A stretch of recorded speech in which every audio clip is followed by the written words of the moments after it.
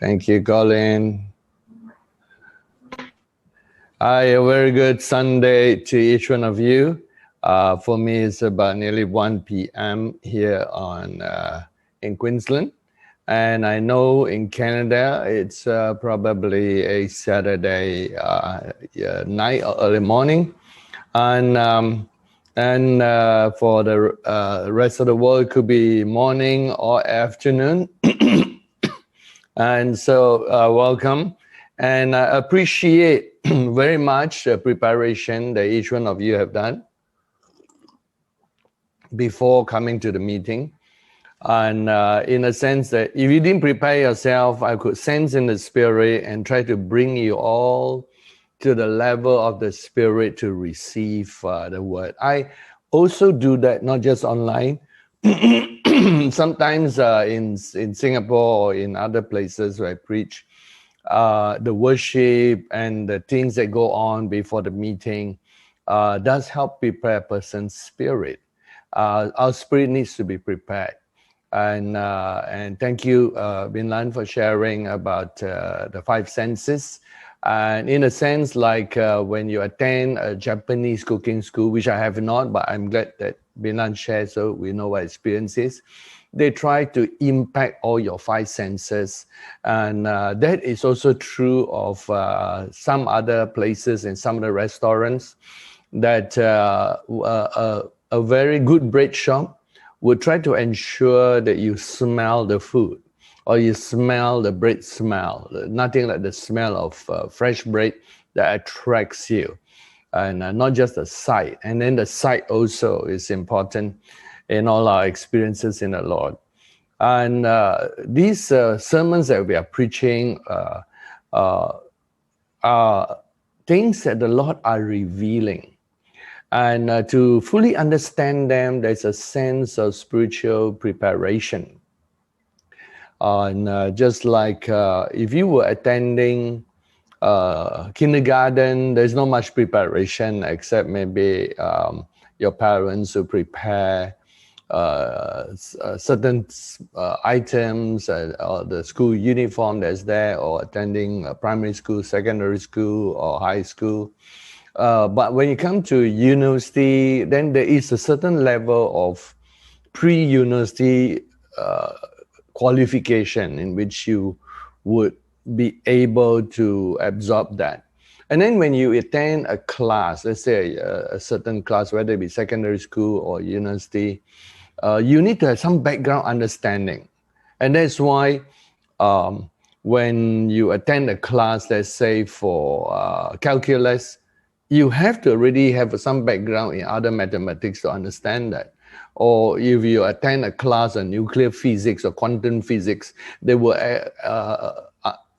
assume that you understand basic fundamental physics before you go into quantum physics. So there is a certain preparation depending on what we are receiving from the Lord.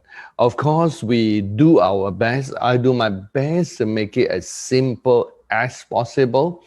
But if I have to go into every little preparation explanation each time, then it's going to take longer to explain some things. And we do have a limited time in a scheduled meeting. Because by the time we go to heaven, we got all the time in the world to do whatever we want. But on this life, we have a measured time in which we have to finish our work. So there are many things that we have to do to bring forth what God wants to bring forth through our life on earth. And so it's good, and I'm happy when I see the atmosphere prepared and all those things that have come into our life. Thank you very much for that, for preparing yourself to receive from the Lord. Now today, I'm going to take you deeper, this predestination 2. Those of you listening on Sunday, which we make an open message, you find that you're missing messages in between, because now I'm teaching different from when we're teaching live. When we were teaching live and we had 3 main meetings, not counting all the leaders meeting, training meetings, the 3 main meetings open to the public, and that was Thursday, Friday, and Sunday. And usually we teach 3 different topics concurrently at the same time.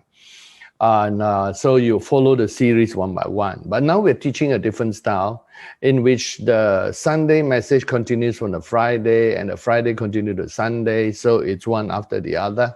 And you might find that you miss a gap. But those of you who are already part of the church, you have access to the sites where we upload the message, not in the normal site. I found out it's not in a normal COG or Johann Ministry site, but it's a different site because we are short of manpower, and so it would take more time to convert the messages and upload it topically. And so if you are one of our regular followers, you don't want to miss in between, write to me, write to Colin, and then with the recommendation of different people,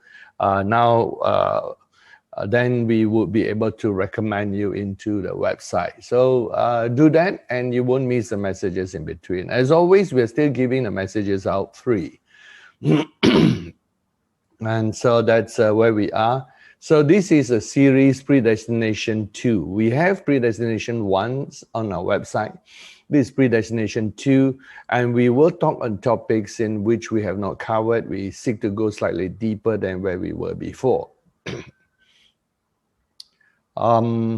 Let's take out from where we started. I'm going to talk more about free will today and its various aspects. But just in case any one of you who just listening or joining on a Sunday or in live stream, let's have the chart that we have been covering in this series.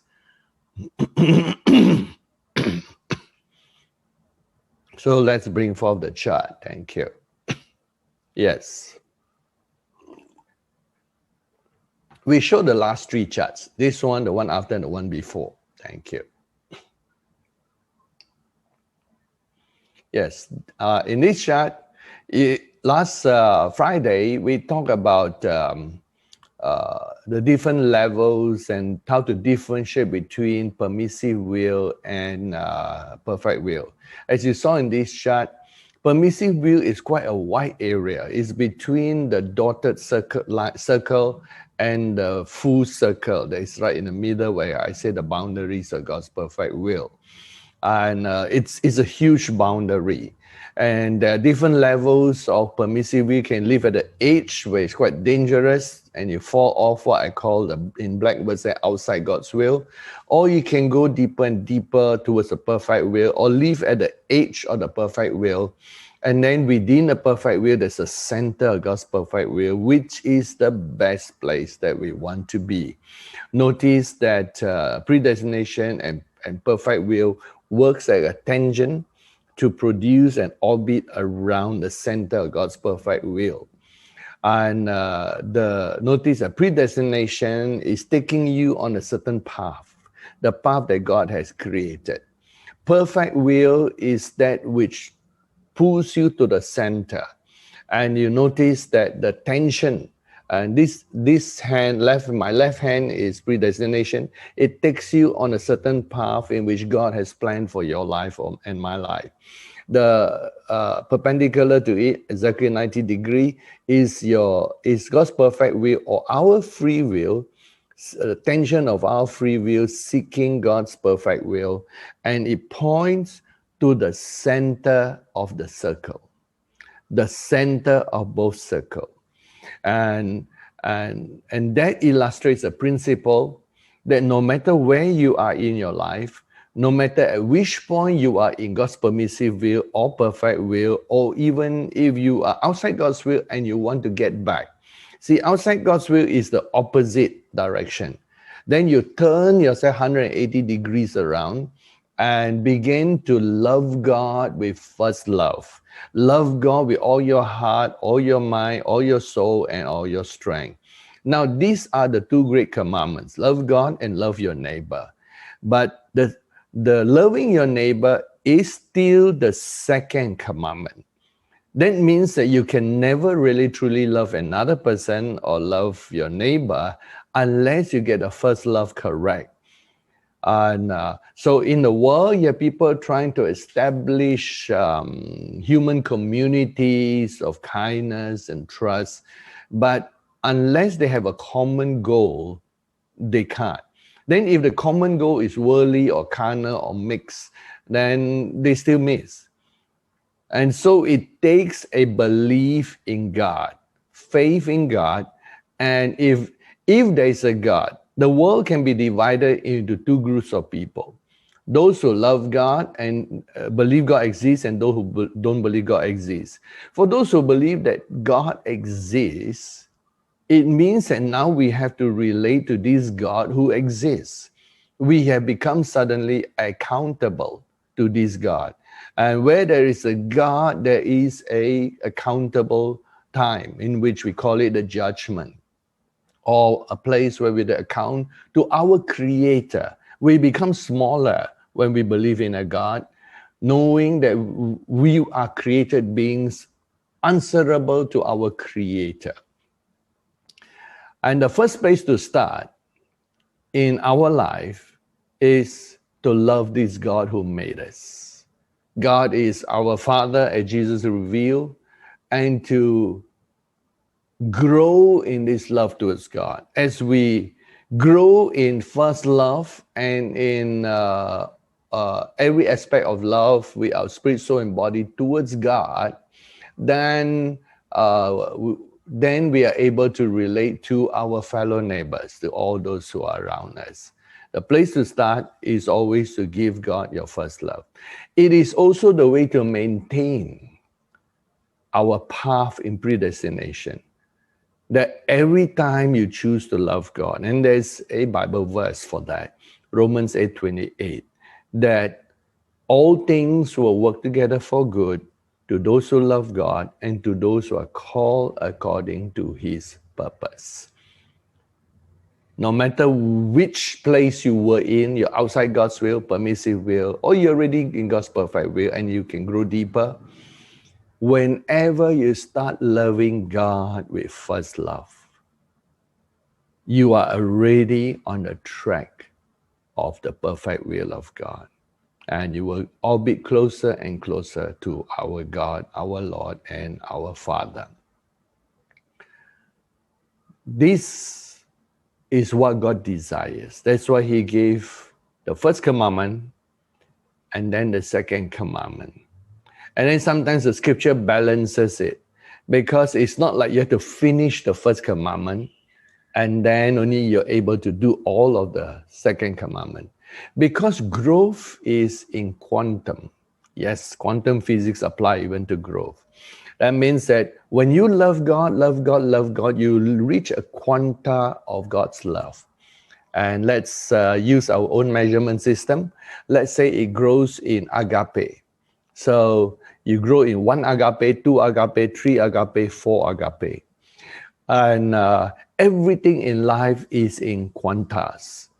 And that means that when you grow to 1 agape of your love for God, you can't grow further unless you begin to deal with your 1 agape love towards your neighbor. Then when you finish your 1 agape love towards your neighbor, then you got 1 and 1. So there's an equilibrium. Then you're able to grow the next second agape to God. And when you finish that, then you can grow your next agape to your neighbor. So things have to function in quanta. That means you receive 1 quanta here and complete, then you have 1 quanta there. Then you go back, you have 2 quanta here, then you have 2 quanta here. Then you have 3 quanta, and then you go 3 quanta. But the starting point, like the chicken and the egg, which came first? Those who don't believe in God, they don't know the answer. But when you believe in God, you know the chicken came first. God created the chicken, then the egg, and then the cycle of chicken, egg, chicken, egg, chicken, egg, chicken, egg, on and on. It starts with God. And so when you finish your quanta of loving God, you cannot progress any further. This is why you have scriptures like 1 John that tells you, how can you say you love God unless you love those who are created by God? So it was fixing or repairing or emphasizing the other quanta, which needs to grow before you grow in God further. So you can grow, let's say, three agapes with God, and using agape as a measuring system. 3 agapes with God, and you would need to, and before you go to 3 agape, you would have grown many steps. Step 1, 1 agape with God. Step 2, 1 agape with your neighbor. Then if you're stuck in half agape here, you can never progress in your love for God. Maybe some unforgiveness, some wrong relationship, or bad relationship, or extreme relationship, or unholy relationship, or halfway relationship, whatever. And until you grow at the second step, 1 quanta here, exactly 1 quanta here, then you grow to the third level to grow the second quanta here with God. Then when you complete the second quanta here, and if you grow in 1.5 quanta, and since 0.5 quanta does not activate anything, what do we mean by quanta? It comes from the discovery of Planck's principle, Planck's constant, and in actual physics, natural physics, in which they wonder, how is light a wave and a particle? The answer is this. It looks like contrasting, right? It looks like the two are in contrast. But what happened is the measurement of quanta is where each quanta of light becomes what I call a photon. Within a photon are waves. So the wave has to reach a certain point when it forms into a particle, like 1 photon, 2 photon, 3 photon. But a photon, when it's begin in different things, it seems to behave like a wave. Yet, when you keep on shining it, it behaves like a particle. And so they have done both experiments. And to understand that, only the law of chaos can help you. You know, in a law of chaos, you see the wave flowing, right? The wave flow this way, the wave flowing. Now, if the wave were to a certain energy type, and if all things are equal and law of gravity works like this, the wave will form into a whole soliton. A soliton is in chaos theory where it is a circular movement. Circular movement. Now the air around us can be nice and slightly breezy. It could be your aircon air blowing on you if you're indoors, or outdoor, your slight breeze. Now what happens when the breeze becomes stronger and stronger? It becomes a strong wind. And what happens if it's stronger than a strong wind? It begins to have a circular motion. And in certain parts of the country, they call it a cyclone. In other parts, they call it a hurricane, where it has an eye because it moves around a central point forming a circle. When that becomes even more intense and concentrated, it produces a tornado, where you could actually see a pillar rising high. In that pillar, wind is going around in circular, but now it produces a third dimension, height. And so you can see these are all based on chaos theory. There's a mathematical calculation for that. The term they call it is a formation of solitons. Soliton. So when energy keeps going into a system, the system has to react to contain the energy. I will illustrate with a simple thing. Of course, I cannot illustrate because I can't move that fast. But let's say this is a cup of water. And let's say it's big enough and it's unbreakable. And I have the ability to make the water turn round and round. You know, in cooking, recently I make some porridge for myself because I miss porridge. And I like porridge and all that. And sometimes food you got to keep stirring. And I remember one of the hardest things to make, but now their factories are able to make it now in Asia, is something called kaya, K-A-Y-A. And kaya, for those of you who have never tasted it, is coconut jam. And it's coconut mixed with egg and some sugar.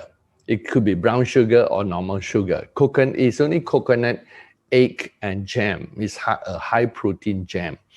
And you can call it egg jam or coconut jam if you want it. And so when I was young, my mother used to make kaya. And I remember certain pictures of seeing her sitting there for nearly an hour or so. Because I'm too young to measure time, but she was there for a long time, and she was stirring the kaya very carefully. The mixture of coconut milk, eggs, and some sugar. And the kaya she makes is a yellow color because eggs are yellow. But when you add pandan leaves, it turns green and flavorful. But in those days, I seldom see her do that. And why? Because if you don't stir that mixture and just steam it, and it's actually steam in steam water, steaming it in crucible of water, if you don't stir it, it becomes a cake, a steam cake. And the steam cakes are nice, you know. You have seen the Asian shops. They at the bottom they have rice, and the top they have kaya, or you just have a full kaya cake, and you add flour to it, and it becomes like a cake. And so you just steam it and don't stir it. It becomes like a cake, not exactly a cake because it becomes hard, a very hard layer of mixture of coconut mixed with egg. So it's more like cakey, a steamed cake. And if you stir it too much, we do not know what happened because nobody has done that, never done the experiment. And but I know what it will become is not steamed enough, because when I was a bit older, my mother used to ask me to help in the stirring, and I stir too fast, stir too slow, you know, she'll give instructions. And it was very tedious when I have to take over, you know, the stirring for a while. But just to keep it at a certain moisture, and then when it's ready, it's the consistency of jam, and it's one of the dishes in Singapore that are popularized. What was that? Toasted bread with kaya and a cup of coffee is their standard breakfast, and sometimes to strengthen that they have hard-boiled eggs. And so when you begin to stir, and when you stir, you're putting energy into the system. So if there's no energy in the system, the water remains calm and it's just there. Now it's shaking a bit because I am shaking it. I put energy in it. If I put a spoon into it and start stirring, what will happen? Because the motion is circular, it will produce an eye, or you see the center like an eye. And you will see that the side begin to rise up, and the center part begins to just form a little center, a little tiny center right in the middle of it. You can see the movements of the water round and round. What happens if I keep stirring? Now, in the natural, most of us don't have that strength to do it. But what happens if you keep stirring and stirring and stirring, and let's say this is unbreakable and it's big, it's a big enough thing, and I stir and move so fast around and round and round and round and round and round and round and round, will they come to a point when that system cannot take any more energy? No. What happens is the system reacts and absorbs the energy of stirring. And if you stir it hard enough, it will form two solitons. What you saw in one circle is called a soliton. Like you see the red patch in Jupiter, and the red spot in Jupiter is a soliton because it's gaseous and the gas is moving. When the energy of gas reaches a certain level, it forms a round soliton, like a round spot. But actually, it's not static. It's not still. It is a movement that has been permanent since they discovered Jupiter. But they said that one day that spot will disappear. You know what will happen? If it will disappear, is the energy of the movement in the air is less. But what happens if the movement gets more and more? You will add two spots. So what will happen if you keep stirring and stirring, and enough energy goes in, it will form two solitons. You will see inside this cup two whirlpools stirring. Because now it has the energy of two whirlpools stirring. And so it keep multiplying in that manner. I'm probably following Fibonacci numbers, 1, 2, and no, Fibonacci is adding the other number, but it began to double itself and follow system. I'm not sure, no one has actually experimented, and that it'd be good to see whether it end up Fibonacci number or just a doubling by square. And so the more whirlpools will form to absorb the energy. And let's say you could move it so fast, you will find a lot of tiny little whirlpools, because these are how they absorb the energy and remain in that state. Of course, beyond that, the whole thing might become gaseous when heat is produced. Anyway, apologies for this science lesson. I want to illustrate something. And that is that as we begin to grow in the Lord, we need to understand that growing in agape love comes first. We must, to change circumstances. And of course, we already learned from, I think, 4 sermons ago, that our will and the ability to love God originally comes from God. So God causes us to be able to will and to do. Philippians 2. We absorb the love energy of God. We love Him because He first loved us. So God will give the energy of love to us first. And we absorb God's love and it reaches a certain extent when we begin to respond in love towards God. It's the same with humans, that when you keep loving and loving and loving, at some point that love will be returned. If it's long enough. Sometimes a human being's life is too short, they don't get a chance to return that love. Or never reach that point, because we humans are different levels of sin nature, and some are really, really dark in their souls. But normally, when people love you, are kind to you, it causes you to want to respond in kindness, because that's the way God created us. And God has been loving us and showing His love, and He went to the extreme of loving us such that He gave our Lord Jesus Christ as an atonement for us, and thus we love God. So we begin the cycle of loving God, then loving our neighbor, agape 1, then loving God, agape 2, and agape 2 here. Now, I illustrate with soliton showing that 1.5 is not complete. So here is still 1. Here is 1.5. You need to reach until 2, and then you can pay attention to 2 because it stops here. The next quanta of 3, starting after anything after 2, can only work when you finish this. This is a quantum theory of agape love. You want to call it that. And you will find that truth. I love what is truth.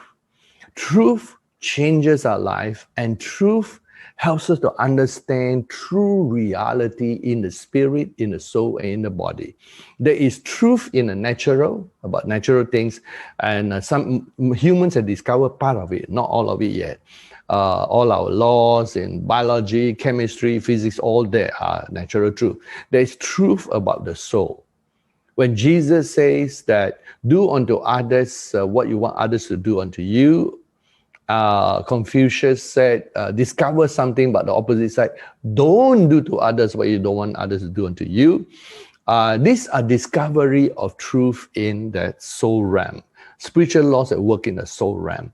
That is true. And you want more of them, read the Bible, because they're full of them, especially in the book of Proverbs, where it says that certain truths like those who are the righteous are kind to the animals, and imply that the unrighteous are cruel even to nature and to animals. A lot of interesting truth there is in the Bible. And it talks about many things of soul laws that are relevant. I'm thinking of some of them. And that if you walk righteously with God, God will cause you to have favor and grace even with people.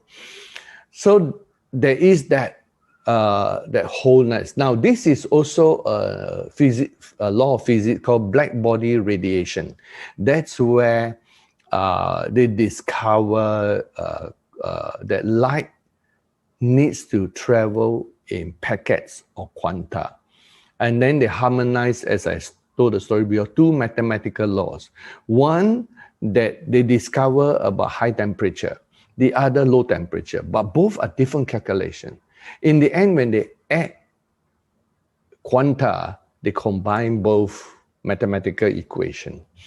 And so there is a truth here that if you are struggling in your life to love God and you cannot surpass the point of maybe let's say you regrow to 3 quanta, then you wonder why you cannot get more than 3 quanta. You really want to love God more.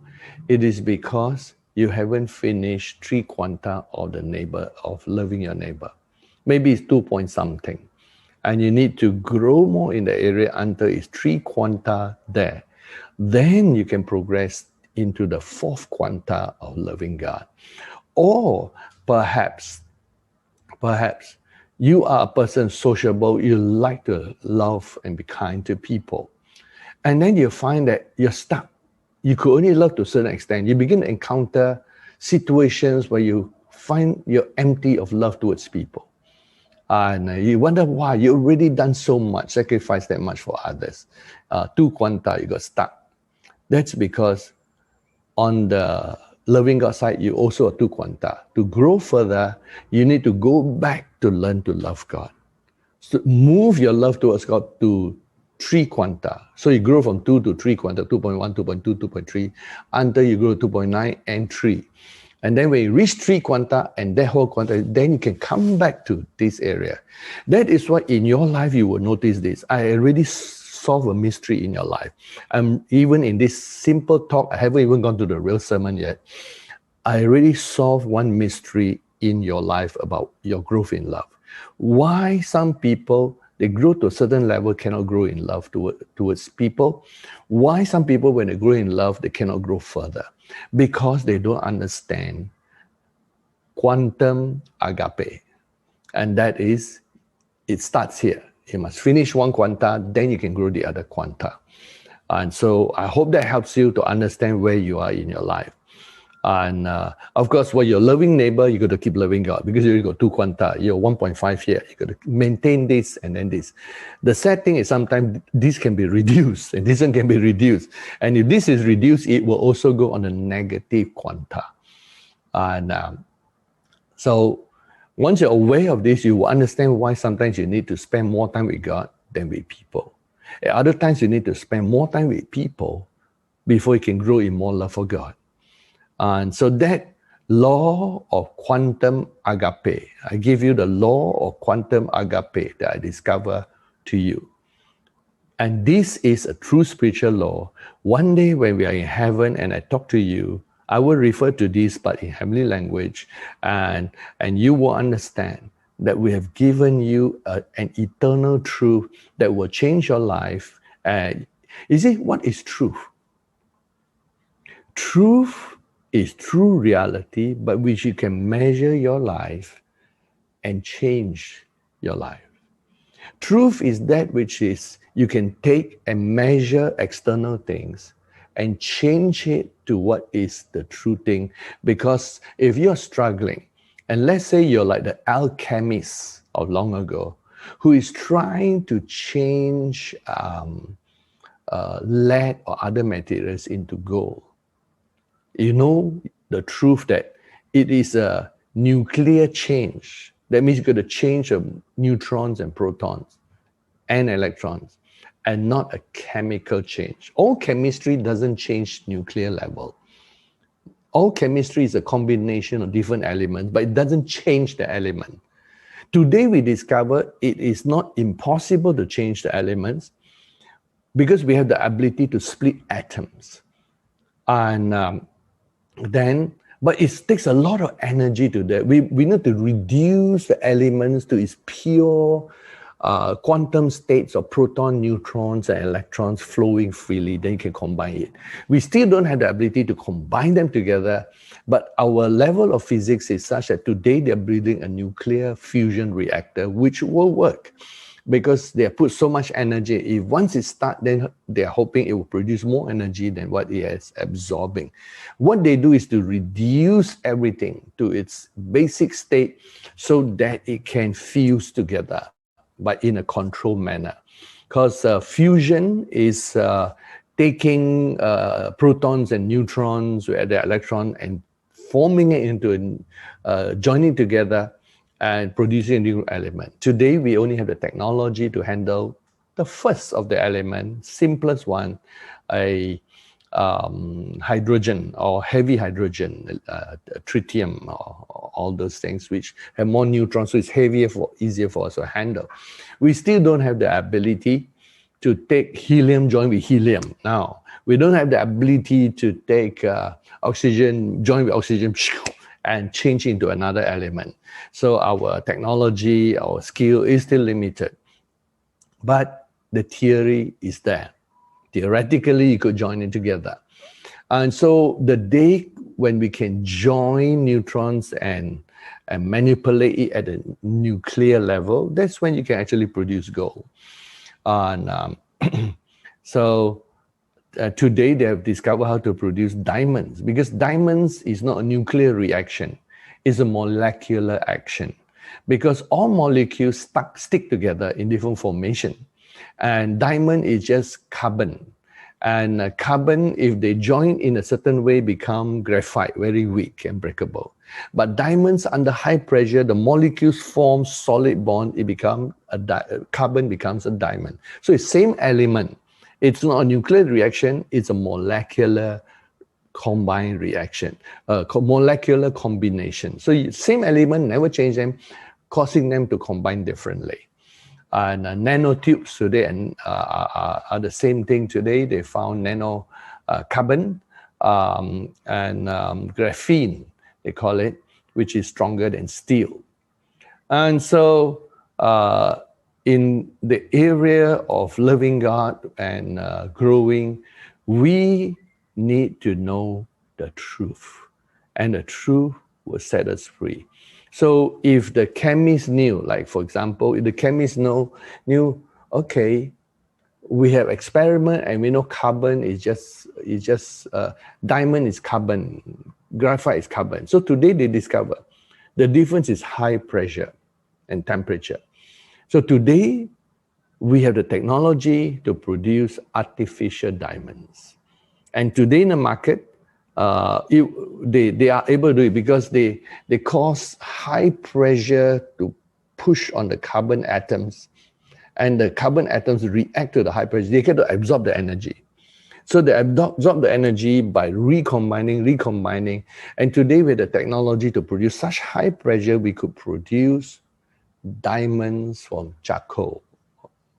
And that's why we are technologically. And the technology have improved so that today they can actually produce artificial diamonds for jewelry. Last time it was so small they could use a tiny diamond dust to put it onto any cutting machine to cut stones, diamond blade.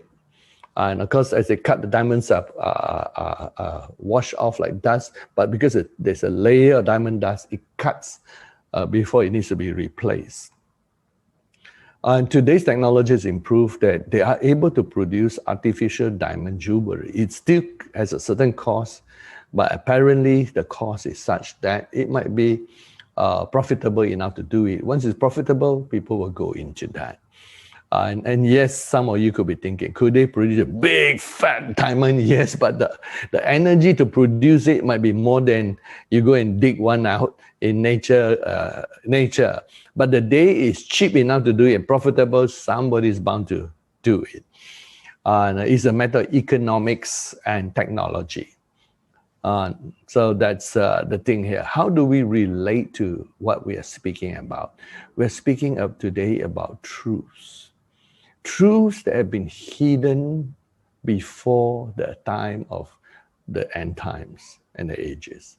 In this end time, God is revealing many truths.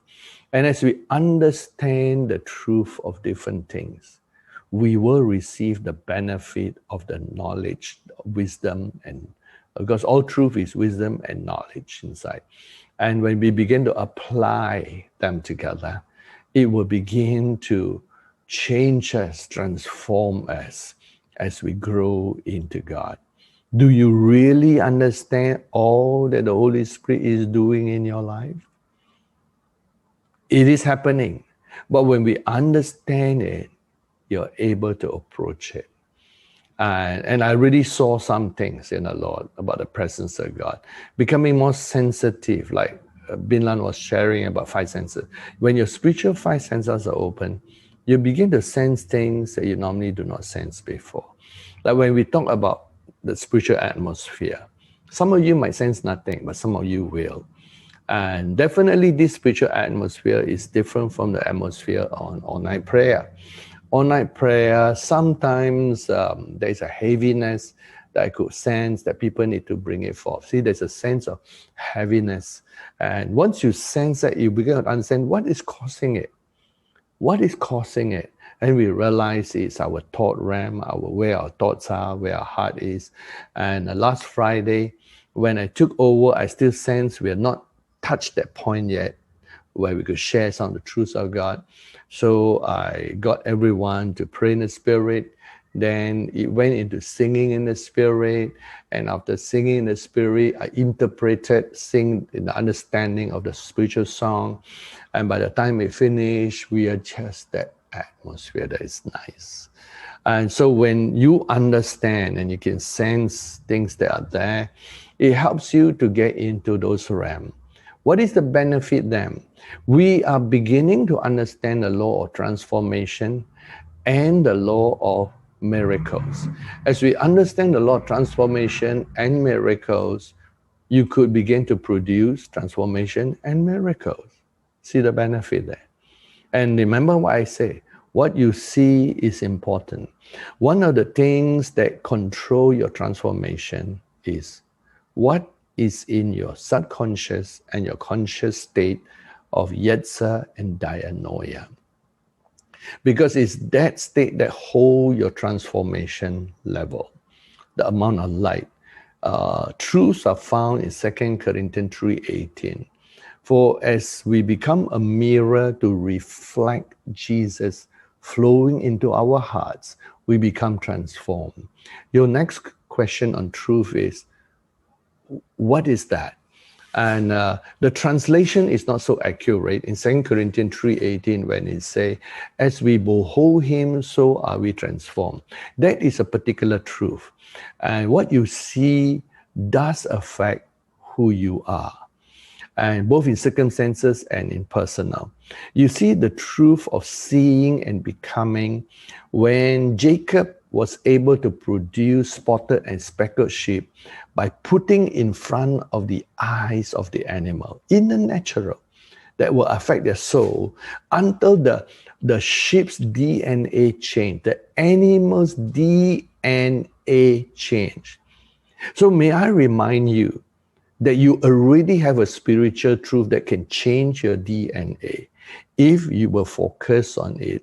And it occurs at the most intense, emotional, intellectual, and state of the will. I repeat again, this is another truth I have taught, I summarize into one line, that what you see is what you become, proportional to the intensity of your spirit, your soul, and your body. Proportional to the intensity, especially of the state of your mind, your emotions, and your will. So as he continued to do it, and he purposely do it at the time when the animals are mating. As you know, the animal world lives and is run by certain natural forces. And for them, mating is the most important. But we are more refined, and for us, spiritual dimensions are even more important. But to the animal, that's what they live for and die for and fight for.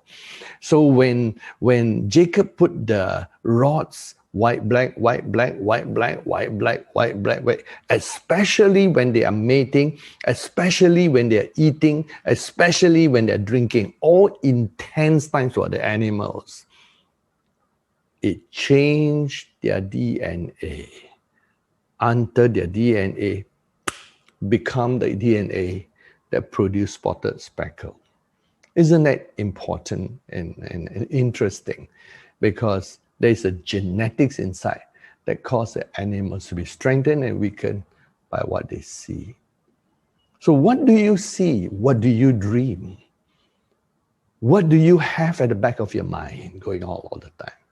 That will affect your transformation. I'm pointing to certain truths that we discover. And then when we dig deeper into the truth, we find that 2 Corinthians 3:18 is not just what you see, that is included. Because what you see can be found in stories like Jacob, in stories like Abraham, when you look at the stars, you look at the dust, and in the temptation of Eve when she saw first and then everything changed within her, and the devil tried to do it to Jesus but did not succeed, in the eye gate, and then stories about the importance of your eye. If your eye is single, your whole body is there. There are hundreds of verses. When a law is a law in the spiritual realm, you will many times, not always, because sometimes it's a very rare law that is revealed, but the most common laws that are important to us are usually revealed in tens, if not hundreds of verses. You find it all over. I can find probably 100 places to emphasize the importance of how seeing transforms us. But then when we look at the law of seeing, we found that it's a law of reflection.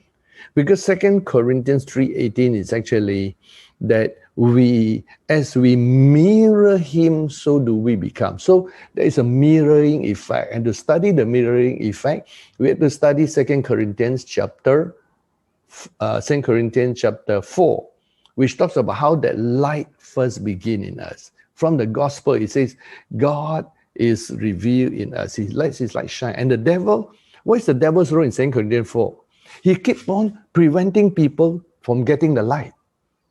It says he tried to block them, tried to stop the light of the gospel.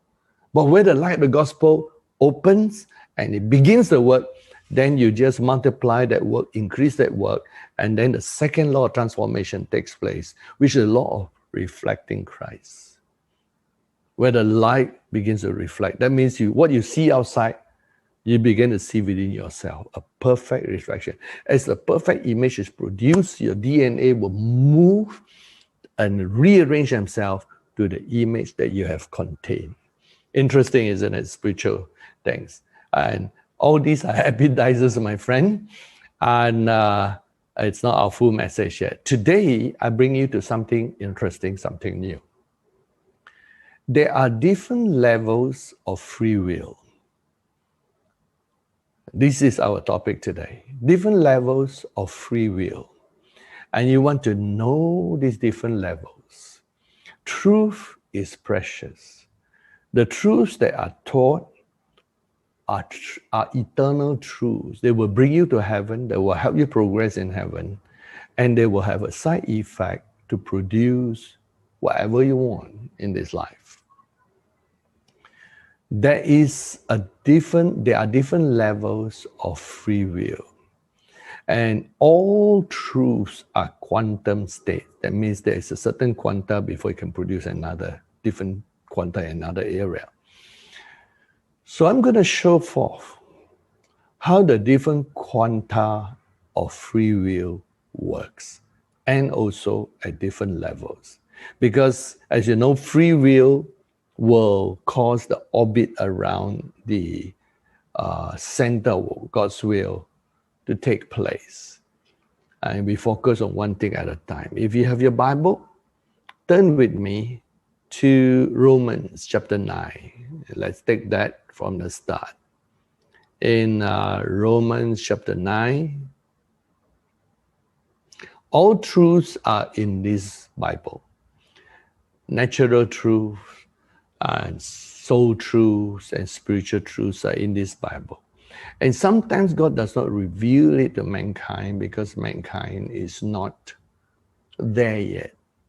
Sometimes, sadly, the history of mankind is we take thousands of years to accept and to implement a truth. Sometimes people can accept that, but then they justify it according and twist and turn it according to their own ends, until finally you cannot twist and turn anymore, and you got to admit the truth. Just like cigarettes. Today it's highly established that smoking causes lung cancer. And long ago, when they found the truth, because there's so much money involved and so much power involved, they use their power, resources, influence, and money to, number one, twist the truth. Say, no, in small cases, in some cases, and it's not the norm, when actually it's the norm. All smoking eventually will lead to lung cancer. And so they twist the truth. At first they deny the truth. Then they twist the truth. They say, no, it doesn't apply. It's an exceptional case, when actually it's not an exceptional case. Smoking does cause cancer. And then in the end, they begin to compromise the truth. They accept it. They say, but we try to, use different laws to prevent them to smoking too long, too hard. We dilute here and there because they didn't say but because they want to still make money. And so they try compromises of the truth, and four, they delay implementation. And so it takes a long time until in the end, the penalty begins harder and harder. And they know it costs more money if they keep killing these people until they get to admit the truth, and then they restrict themselves. And then they have to warn people on the label now that it does cause cancer. Do you still want? You want these smoke sticks? And it's smoke sticks, I call them smoke sticks rather than all the different brands, because it's just coloring. They make the Marlboro man, this man, they make it look so glorious when actually it's a smoke stick that is killing you. And so some people know it, and then they are there. So people do that to the truth.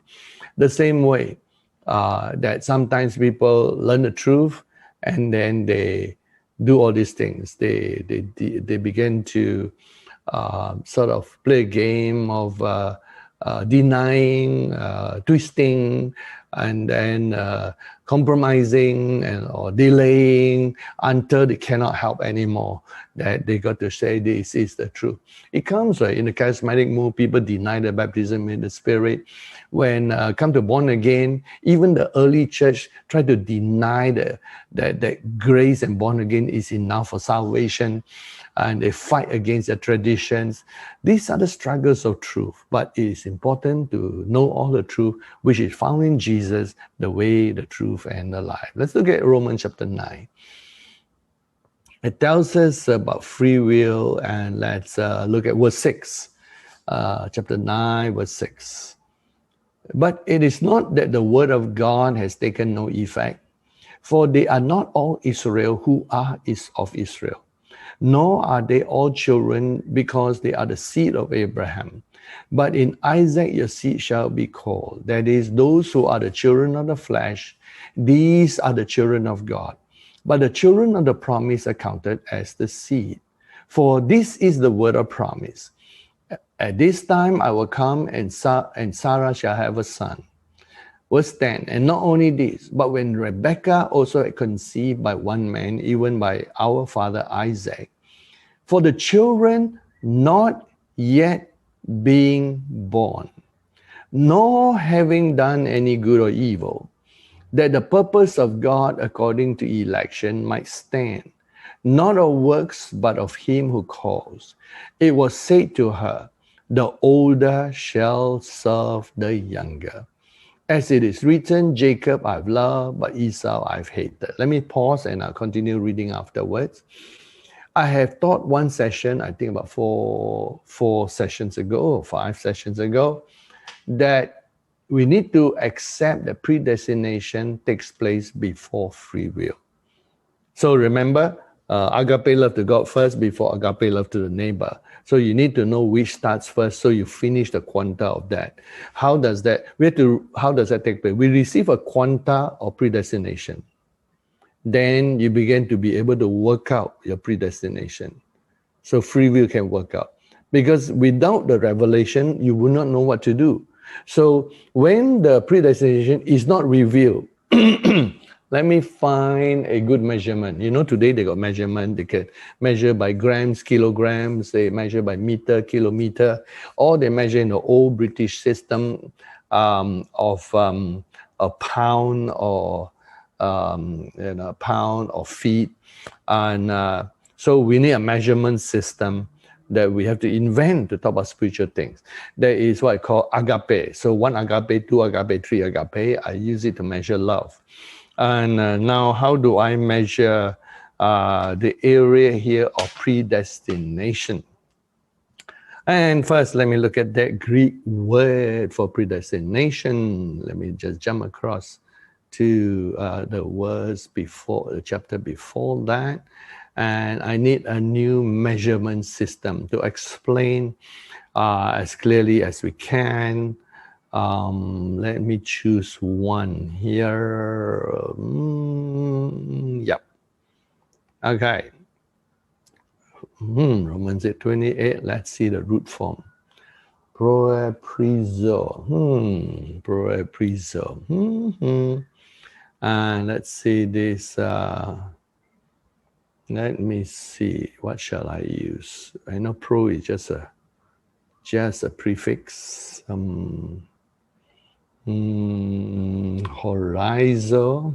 Horizon. Maybe. Horizon, to mark out a boundary, a predetermination. Measurement system. Predetermination. Not good enough for me. Let's see. And I know this one is in the Bible. Proizo. Let's look at the book of Revelations when they are measuring it. The angel was measuring the temple of God by a measuring rod.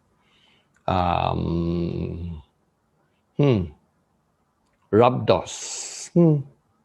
Rhabdos is like a stick, a rod that the angel used for measurement. I'll accept that. Rhabdos. You might not know that. Rhabdos.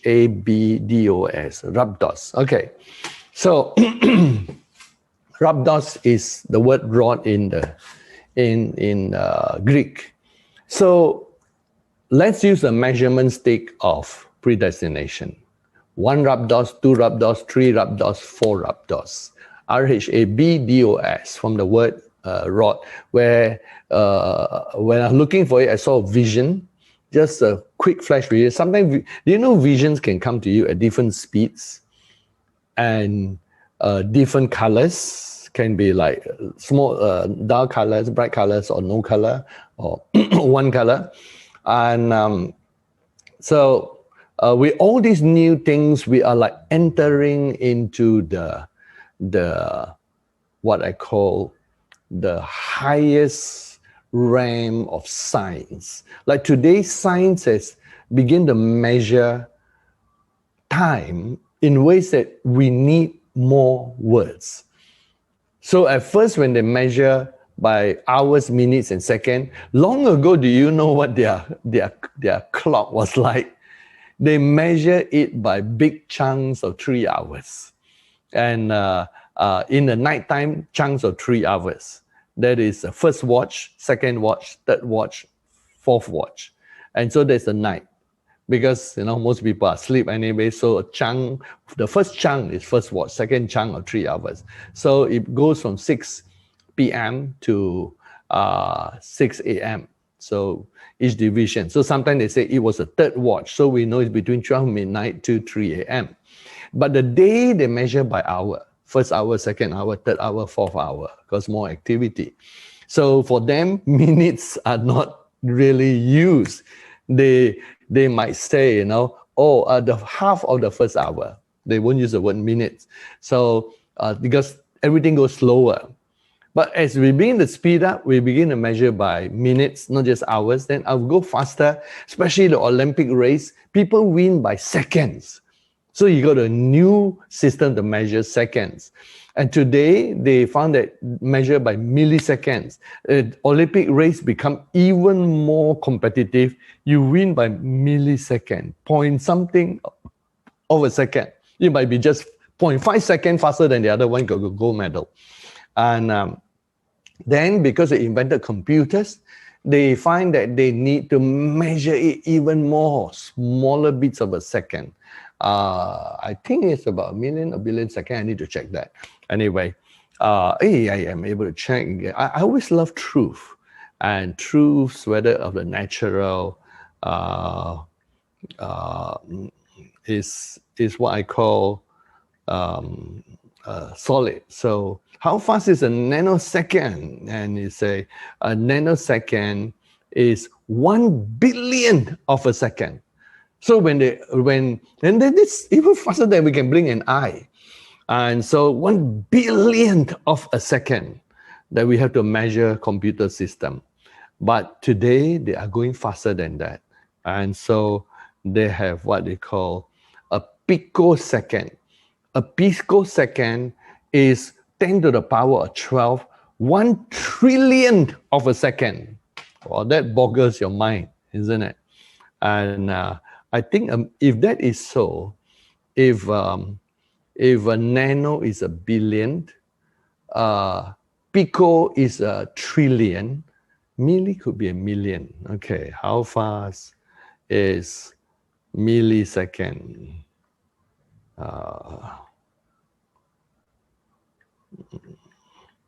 That's interesting. A millisecond is 1,000th of a second. Wow, that's now 1,000th of a second. And you know that the 1,000 is like a milli, like a million. Like after 100,000, then you have 1,000,000, like $100,000. Then $1,000,000 is a million. So milli. So another 1,000. So there's a second, another 1,000. And then 1,000 million is a billion. So that's why it's a picosecond. And 1,000 billion is a trillion. And so that's how the measurement system I can see right now. So imagine having a millionth of a second, which is 1,000 of a second, a billion of a second, which is 1,000,000, and then a trillion a second, which is 1,000,000,000. Whoa, we cannot conceive of that. The same way as we go into the fine lines of understanding predestination that works in our life, we measure love by agape. We measure the movement of predestination in rhabdos. So 1 rhabdos, which is where I can present clearly. See, I need definition to present the truth. So you have 1 rhabdos, measurement of the line that is produced. See, I didn't just want the word predestination. It's the line produced between, I used agape and agape. So 1 rhabdos of predestination can bring 1 rhabdos of free will. Now I want to measure free will, the strength of free will. I bring the term rhabdos, R-H-A-B-D-O-S. Rhabdos is that which is produced as predestination and free will act together. So when 2 forces are acting, you need the same measurement for both. Because if one is measured is something, one is measured as, you know how they discover whether a mathematical formula is correct? Not just by checking the calculation, but also by checking what it defines. And if something is measured in liters and something is measured in grams, then very hard to relate. You can only show the relationship. But if you begin to measure that liquid by gram, then you can compare it to a gram of solid. So it needs the same measurement system. And so a rhabdos of predestination is needed to produce a rhabdos of free will. And in the future, we talk about rhabdos. Some new people say, what is a rhabdos? Okay, go back and learn the basics of spiritual truth and learn the measurement system that we invent of spiritual truth. And that's why Colin is telling you, hey, this goes deeper than any Bible school. They don't even measure these things. But because In the natural world, science is so advanced. They invent new measurement system. They invent joules. They invent newtons of energy to measure gravity, and all these things they combine together to have new measuring system. You have rhabdos or predestination. So what's happening is, until you can have one rhabdos of predestination, you cannot produce one rhabdos of free will. And so one must complete before the other. And to have one rhabdos of being able to do something, you need one rhabdos of the revelation of predestination. And what happens if you got zero rhabdos of predestination and zero rhabdos of free will? Where do you start? Chicken and egg problem? Simple. Start with the relationship with God. That's the point. Always start from God's side. And so we would need one rhabdos. So sometimes God just give you one rhabdos. One rhabdos could be different things to each one of us. One rhabdos of predestination could be God revealed that you will serve God full time. Or God revealed that you're in the professional world, but you're just in training. One day you will serve as apostle, prophet, evangelist, pastor, teacher. There's one rhabdos. At least you know some things. And so it could be anything. So one rhabdos of predestination is required before you can even do free will. So what do you do if you receive 0.5 rhabdos or 0.75 rhabdos, 3/4 of rhabdos? What do? You wait until you receive one rhabdos, rhabdos, one rhabdos of predestination. What happens if you 0.5 rhabdos and you're trying here free will? You lost the plot because everything is in quanta. You might miss the plot. That means your waiting time on God is not enough. That's why sometimes God calls you away from fellowship and calls you to wait on Him. And we are now, as a church, sometimes it applies to an individual, sometimes it applies to the whole church. Do you know what the call of God to the whole church today is? To receive more rhabdos of predestination. Until it's soaked into the leaders of the church, and we see clearly the defined boundaries, then God will release us to more rhabdos of free will by which we will go out. We will rent stadiums to do miracle crusades. We will go forth to perform signs and wonders. That is the other part. So we need to understand their quanta measurements. So one rhabdos of predestination is required. Then when it comes to working out that predestination, and you want 2 rhabdos, sorry, you have to develop your free will to act on. Free will is an acting. You have to act on your one rhabdos of predestination to produce one rhabdos here before you can receive the second rhabdos. And what happens if you don't obey and God keeps speaking to you? He will keep repeating this. Every time you say, it's just still one rhabdos. Keep flashing to you. Abraham could not receive his second rhabdos of predestination until he go to the land of Canaan. There were so many hindrances to his first rhabdos of predestination, which we define to be go to the promised land. Permanent migration, not temporary. Yes, you can visit, you can do this, but go to the promised land. Of course, there are many details to it which we don't have time to cover, and there are some inner stories involved which is not in the Bible but in the book of Jasher. But the primary thing is, unless you go, I will not reveal your second rhabdos of revelation. So I'm paraphrasing it based on measurement system. And it is true. It took a while for him to obey, and even persuaded his father to come along, but they got stuck until his father died. Then he finally went, and he still dragged Lot along. And then God began to reveal the second Rabdos. So when he pulled all his family and in predestination and go and obey God in the land of Canaan, the moment he landed in the land of Canaan, God told him something else.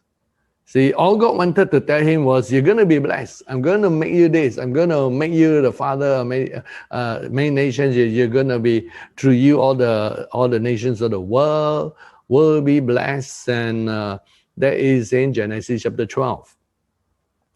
Finally, he went there, pitched his tent in verse 7.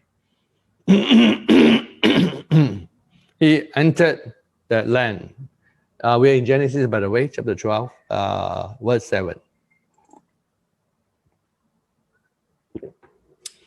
The Lord appeared to Abram and said, to your descendants, I will give this land. Second Rabdos, revealed. And then he repeats it in different forms. There was a famine. He temporarily go to Egypt. God told him to shelter. God actually told him to shelter there. And then finally, when Lot has left him, because Lot was not supposed to be with him, he has to leave everything. Then verse 14, God continued the second Rabdos. More detail on the second Rabdos. First, I give you this land. Now in verse 14, chapter 13 now. The Lord said in chapter 13, verse 14, Genesis, the Lord said to Abram, after Lot has separated from him, after, you see, God is watching everything. Here's the thing. Some of you might not have experienced the high presence of God, like the cloud coming on the tabernacle, or all these marvelous, lovely things. You might not experience extrasensory perception of angels and dialogue with them, or taken to heaven and all the things. Doesn't matter. God is watching your every move. So the moment Lot left, you think nobody's watching? God knew. And God spoke to Abraham. And God said in chapter 13, verse 14, lift up your eyes now. Look north, and Abraham looked north. Look south, and he looked south. Look east, and he looked east. Look west, and he looked west. Northward, southward, eastward, westward. All the land which you see, he repeat the first Rabdos, second Rabdos. I gave to you. Now more detail. So the Rabdos increase. He's building the number 2 Rabdos, 2.1, 2.2, 2.3. He got 2.1. I give you this land. Now 2.2. I want you to look at all the land. I give to you and to your descendants forever. I will make your descendants as the dust of the earth, so that if a man can number the dust of the earth, your descendants shall also be numbered. So 2.3, wow, you're going to be so many people, your descendants. And remember, he was childless. Then 2.4, arise and walk in the land through its length and width, for I give it to you. Now that 2.4 is going to take a long time, because for them to walk, if you cover on a plane, you can finish in a few hours. But he has to walk through the land. This is going to take years. 2.4 Rabdos is going to take years. And you know when Abraham completed that? By the time he moved from place to place, not necessarily every single line. He's not drawing a line. He just go to the main places that mark the borders. And when he finished that, at some point, as he began to, even halfway through that, and God began to reveal more details. 2.5, you're going to have a son. I make covenant with you. Abraham said, how will I know? How will I be assured? God cut a covenant with him. Oh, that Rabdos is increasing. And by the time He has covered all the land that he has. His free will has been exercised. He saw Isaac, grow up and all those things. And then he has to separate all the imperfections out of his life because Ishmael and Haggai were not supposed to be around. Finally, it was of the will of God that Ishmael has to grow up. See God's compassion. He also loved Ishmael. He loved Hagar. Remember, they were dying, and an angel appeared to them. So God still took care of them because God is God. He loves everyone. It's just different predestination. Remember, different predestination has to be separated out, especially if they're going different ways. And so in the end, after Ishmael and Hagar left, then God will be the one speaking to him. I'm interested, if you're not, to see what happens when Hagar and Ishmael. So chapter 16 is the story of Hagar and Ishmael. And then within one chapter, wow, nearly true, I would say within one chapter, a lot of things are happening.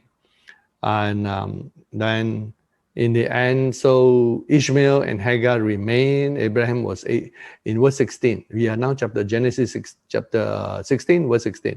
Abraham was 86 years old when Hagar brought Ishmael to Abraham. And so it would be at least 12 to 13 years old to bring him to 99. Chapter 17, when he's 99 years old, timing had come. And God was going to reveal next thing about the child. From chapter 15 to chapter 17, that's nearly probably about definitely above 13 and less than 25. So somewhere in between. God told him about a child because that had to play in Genesis 15, now Genesis 17. And he was 99 years old. God revealed more to him. God says in chapter 17, verse 1, I am El Shaddai. Later on, God in chapter 6 of Exodus told Moses, I reveal myself to Abraham as El Shaddai. I reveal to you, Moses, as Yahweh. So God revealed him by different name. God was also fulfilling his revelation to man. And I say at one point about how we humans take thousands of years to absorb truth. Okay, here's a simple truth. All men are equal. You know how long it takes for people to accept that truth and also to act on that truth? It has to change a lot of things, correct? Do you know that at one time, the church followed the world and teach that all men are not created equal, even though it's in the Bible? During the time of the Civil War in USA, when they fought between the rights to own slaves, everything is actually about money. People just deceive. Remember, deception is deception because it's hidden. The real reason is hidden. They give you a quote-unquote righteous-looking one. And so remember what deception is. For the devil to convince a person to go the wrong way, he has to hide all the hidden agenda. And otherwise, the person would know. When he hid it all when the serpent tempted Eve. He didn't really want Adam and Eve to be like God. He wanted to take over their power and their authority. See, all the things are hidden, not spoken, silent. And so, do you know, if you read the history of the American Civil War and what was happening in England at that time, I believe there was a few righteous parliamentarians, and even England had to wrestle on the doctrine of slavery. And they were good men. There were a few good men who were leaders, who were arguing that the black people are equal to the white people. But the sad thing, today they cannot do that anymore because we have progressed. But the sad thing is, in their time, hundreds of years ago, they were arguing that the black people were inferior to the white people. That was their doctrine. And the church, I repeat, the church had preachers preaching from the Bible to justify slavery. Yes. They justify slavery from the pulpits of the church.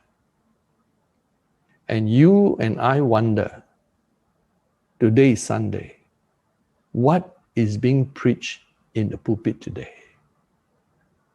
Are we justifying carnal prosperity? Are we justifying our lack of spirituality and excusing ourselves from seeking God more? You wonder. And in the time of the Civil War in America, from the pulpits of many churches, they were justifying slavery.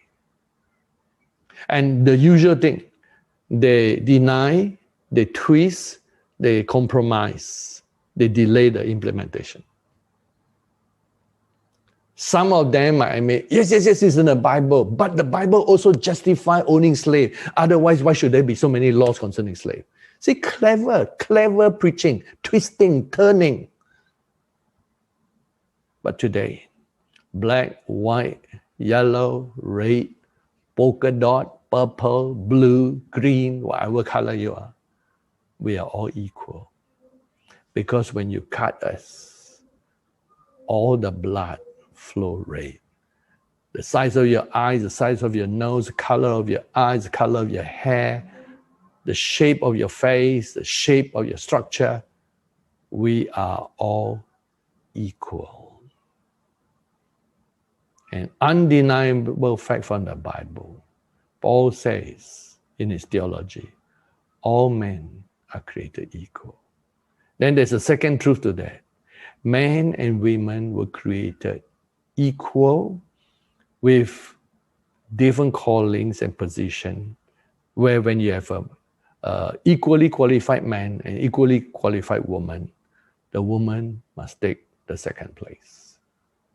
But where you're in unqualified man and a better qualified woman for the job, let that woman lead. But with good men advising her, under her, to get the balance of perspective. And for where a man is qualified, they need a good woman for them to be fed the other side. That is why you see in church, in even secular history, sometimes women leaders make better political leaders because they are not so warlike or fighting. Because we men are warlike and we like to fight. Women like to build bridges. Men like to build walls. So who win? You need both walls and bridges. We build walls because we want to defend, and we defend so that we can attack. Women build bridges. But when the women and men are balanced, we build both walls and bridges. Or we tear down walls and build bridges.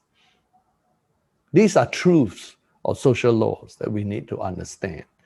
Knowing truth will cause you to walk in truth and reap the benefits of the truth. There are certain truths that cannot be changed, only to be accepted, like our predestination. So I believe when Abraham reached the point of 99 years, by the time he reached that point, there was his child, Isaac, given to him at 100 years. Then the next main story in his life was the story of Isaac being born, and when Isaac was weaned, that means a few years after he was born, the story was Hagar and Ishmael have to go. And he didn't like it because it was sad for him. After all, these were also his descendant, but through Hagar. So in chapter, we are now in Genesis 21, verse 12. God said to Abraham, do not let it be displeasing in your sight because of the lad or because of your bondwoman. Whatever Sarah has said to you, listen to her voice, for in Isaac your seed shall be called. Yet I will also make a nation of the son of the bondwoman, because he is your seed. So God will bless her. And then God helped her. You saw the angels sent to Hagar to help her, and she did not die. But you have Abraham, and he continued to grow and grow. And his next point, as he reached the closer to the completion of all this revelation, and now he began to talk about story of Abraham and Abimelech, Abraham and his son. So they have finished the second Rabdos. Now they're building the second Rabdos here, and he complete his relationship with Abimelech, relationship with Isaac. Then God wants him to complete it now by one more act. His relationship with Isaac need one more act. That was sacrifice Isaac. So the moment he did that, then he can go to the next level of predestination. You can see this story as we measure predestination and free will. Now, let's look at another life and use this measurement system, and we add many aspects to it. Let's look at the book of Exodus. Look at the negative side. And for this one, I want us to look at the word, how God allowed Pharaoh's heart to be hardened. How God allows Pharaoh's heart to be hardened. Because Pharaoh had free will. I want to show how free will play a role. But there are different aspects of free will. Remember, I show the Rabdos in free will. I show Rabdos in Revelation through Abraham's life, how there are different levels, and you know that is true. God revealed different things. One step, you obey. You finished one and one. One Rabdos, one Rabdos. Two Rabdos, two Rabdos. Three Rabdos, three Rabdos. So proportion. Then in Exodus, do you know that the word heart, when God makes Pharaoh's heart, and the word heart in the Hebrew, since all is written in Hebrew, there are several Hebrew words for heart. And each has a different meaning. And this is the first time in all the thousands of sermons that I preach that I'm touching on this topic. In Predestination 2, there are different levels of the Hebrew word heart. Some of the word heart, like hard times and hard bondage, all different Hebrew words are used. We need to examine it under the microscope level. Again, as we say, I went to Bible school, we never analyzed that deep. And my professors kept it as a mystery about predestination, how God hardened Pharaoh's heart. And then the faith movement, because it emphasized on free choice, emphasized that the fact that there's a Hebrew tense for God allow. And it's under, that concept of God allow. Permissive tense, which is not in our English. There's a permissive. When God says he does something, he permits something to be done. Well, we accept it. But now we're going to go deeper than all these things. Looking at purely the book of Exodus with some reference to outside it. If you have a Bible ready, right, get your Bible ready. Let's run through it. I use the New King James, so you follow in New King James, will be easier until I have my own translation finished. We use the New King James. And in Exodus chapter 1, verse 14. And I'm waiting for my electronic Bible. It's really slow now. And I tried to clean up. I'm not sure how you exactly clean up everything. Because cleaning all the apps and all this thing. Anyway, I'm going to find out some way. Chapter 1, verse 13. With computers can do, but with iPads, I'm not familiar with Apple technology in that. So in Exodus chapter 1, verse 13 and 14. The Egyptians make the children of Israel serve with rigor and they make their lives bitter with hard bondage. The word hard bondage is the word kase, Q-A-S-E-H. I believe it's from Kasa. Yes, I'm right. Kasa, which is Q-A-S-A. Now remember, I only need you, wow, I actually quite a few words. You know the word Rabdos, right? Measurement system. But in Exodus, I like you to remember 3 little Hebrew words.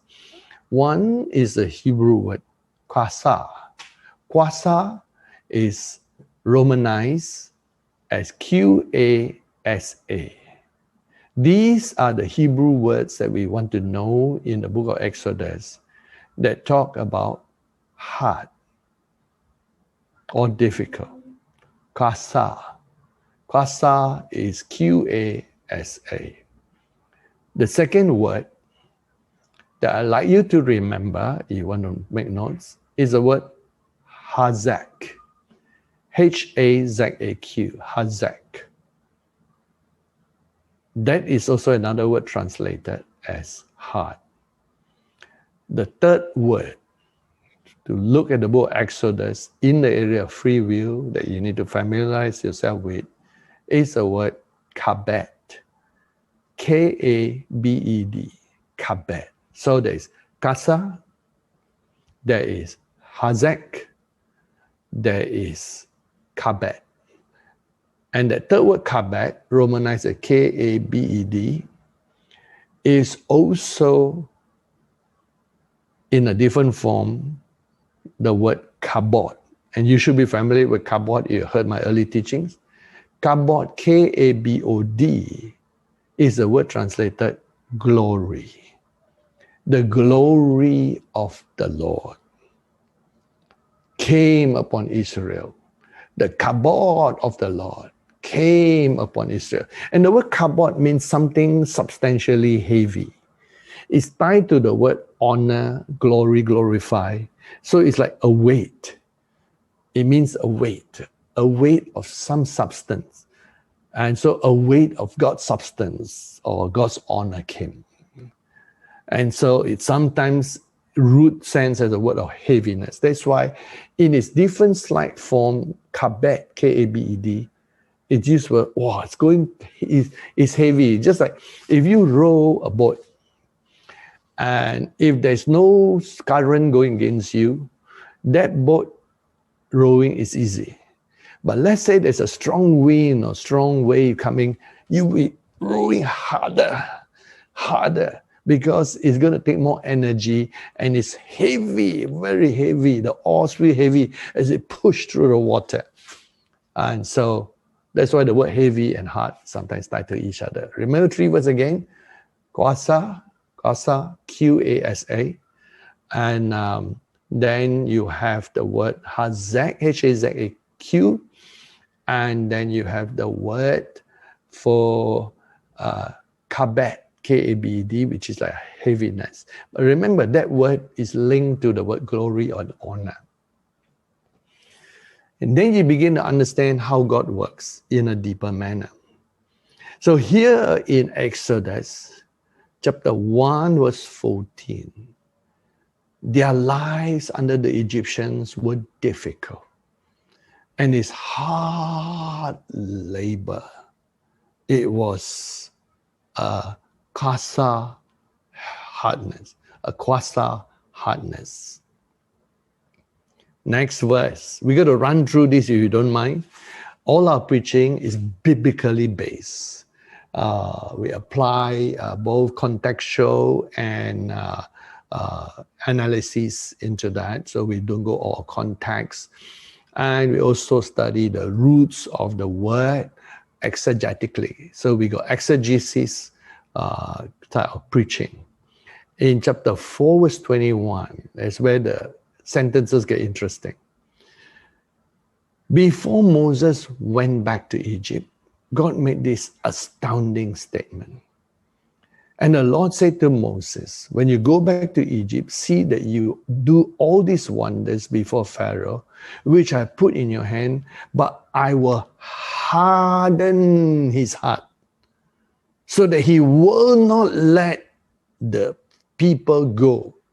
Now this caused question mark on free will. But the word harden here came from the Hebrew word hazak, which was the second Hebrew word I want you to know. Hazak. Now, if you don't mind, let's go to Romans 9 and finish the rest of the reading on free will. Because at this point, it's relevant to know those verses. In Romans chapter 9, turn with me in your Bibles. And we read up to verse 13, where about all the purpose of God. And the children not being yet born, not being chosen, the predestination was determined. Then Paul continued his theological arguments. And verse 14, what shall we say then? Is there unrighteousness with God? Certainly not. For he says to Moses, I will have mercy on whomever I will have mercy, and I will have compassion on whomever I will have compassion. So then it is not of him who wills, nor of him who runs, but of God who shows mercy. For the scripture says to Pharaoh, for this very purpose I have raised you up, that I might show my power in you, and that my name shall be declared in all the earth. Therefore he has mercy on whom he wills, and whom he will he hardens. It looked like everything was caused by God, right? If you pause there. But that's not the true picture. That's why we need to look at the book of Exodus and analyze. Actually, what happens if we put this statement under the microscope and look carefully through? Oh yeah, carefully through. Hallelujah. Imagine if I'm preaching to you today in this manner. Hallelujah. So what happens if we put a microscope under that? What do we see? And yeah, I really love looking at this. Oh, looking at you through the eye lenses. Oh, hallelujah. Now, what does this mean? And here's where Colin mentioned we go deeper than Bible school. Yes, I read the book by John Calvin himself. I always like to go to the source. I have the book on his theories on Calvinism and Arminianism and all those things. No one. I read most other books in theology. I read Systematic Theology by Charles Finney. I read Theology. I forgot what's the full title of the book by Karl Barth and by Louis Berkhoff, all theological books on free will and predestination. But no one bothered to go to examine the Hebrew word and verses. That's the part where we do our homework. And we go deep. And we found, and I found, when I say we, usually is Holy Spirit and my spirit, soul, and body all working together. And we found, by the grace of God, that the Hebrew words were all different. And it gives an aspect and light of that. Yes, gives a light. Look at the big eye. And you can see clearer. Oh, well, we're preaching online. I use every illustration possible. And, you know, when I'm preaching now online, or we're preaching live to 60 people, 150 people, when I'm preaching to 5,000, 10,000, or 100,000, or 1,000,000 people, my illustrations will change. I will use more dramatized illustration because I got to keep the attention of 1,000,000 people who are hearing, if it's 1,000,000 people gathered. And it's not because I have changed. I'm the same person who adapts to different styles of presentation. If I'm preaching in a university, my approach will be totally scientific and mathematical, full stop. But when I preach to you guys now, because you guys have got used to the preaching, used to the level of reasoning, I mix everything up and allow question and answers. So remember, the styles will change as the Holy Spirit teach me how to present it to a crowd of 1 million. And I might use people for illustration even. And which I have done when I was preaching on Monday night in Singapore. I remember I was teaching on the 7 churches to show for how each of the churches still exists. So I got 7 people lined up and I use that as illustration. So you use what you got. So today I use that and all these methods. And so it's just, I actually can help. If we were in Bible school, I could teach lessons on homiletics and things that discover on presentation and all those things, but that's a different topic altogether. But here, no, homiletics, in homiletics, they didn't even teach you about different styles of presentation to different crowd size. Show me any book that does that. None. I have read about 4 or 5 books on homiletics, and none. But there is an aspect of homiletics to different groups of people. And that will be another story, another preaching. Well, let's get back to the topic. Here, when we look at the book Exodus, we see it uses the word quasar in chapter 1, verse 14. Chapter 4, verse 21, when God warned about him hardening Pharaoh's heart, he used the word hazak. Hazak. And now we go to the next one in chapter 7, verse 3. Chapter 7, verse 3. God made this statement. And I got to put all these scriptures down because one of the key to understanding the rhabdos of free will, different levels of free will, and the rhabdos of predestination is in analyzing these verses. In Exodus chapter 7, verse 3, and I will harden Pharaoh's heart and multiply my signs and my wonders in the land of Egypt. When I was a younger preacher and more, less experience, through the years you get more and more experience and maybe half experience compared to today. I was hoping when I was teaching on predestination and free will, I was hoping that I could find verses where Pharaoh hardened his heart, then God says, I will harden his heart. That means if I could prove that Pharaoh did it first, and then God did it, then God did it as a judgment. I was hoping to find verses like that. But to my dismay, God mentions it first, before Pharaoh actually had a chance to harden his heart. So there you go. You got to accept with what gift comes to you. You know how some people like to twist and turn theology to fit their own theology? They're the preconceived, prejudiced theology. But I don't do that. If it's that way, I drop the case. I say, okay, I cannot use this case because this case is illogical. Since God mentioned about him hardening Pharaoh's heart before Moses met Pharaoh, that argument is blown off. The Bible, scripture have blown off the argument. You cannot argue with that. Because you cannot prove that Pharaoh did it first. There's no proof. And you got to base on proof. And not based on your own prejudice or what you like to believe. Your likes and dislikes. Theology is like that. It has no likes and dislikes. Theology is unemotional. It's cold, hard steel. And of course, we need to add emotions to that to make it palatable.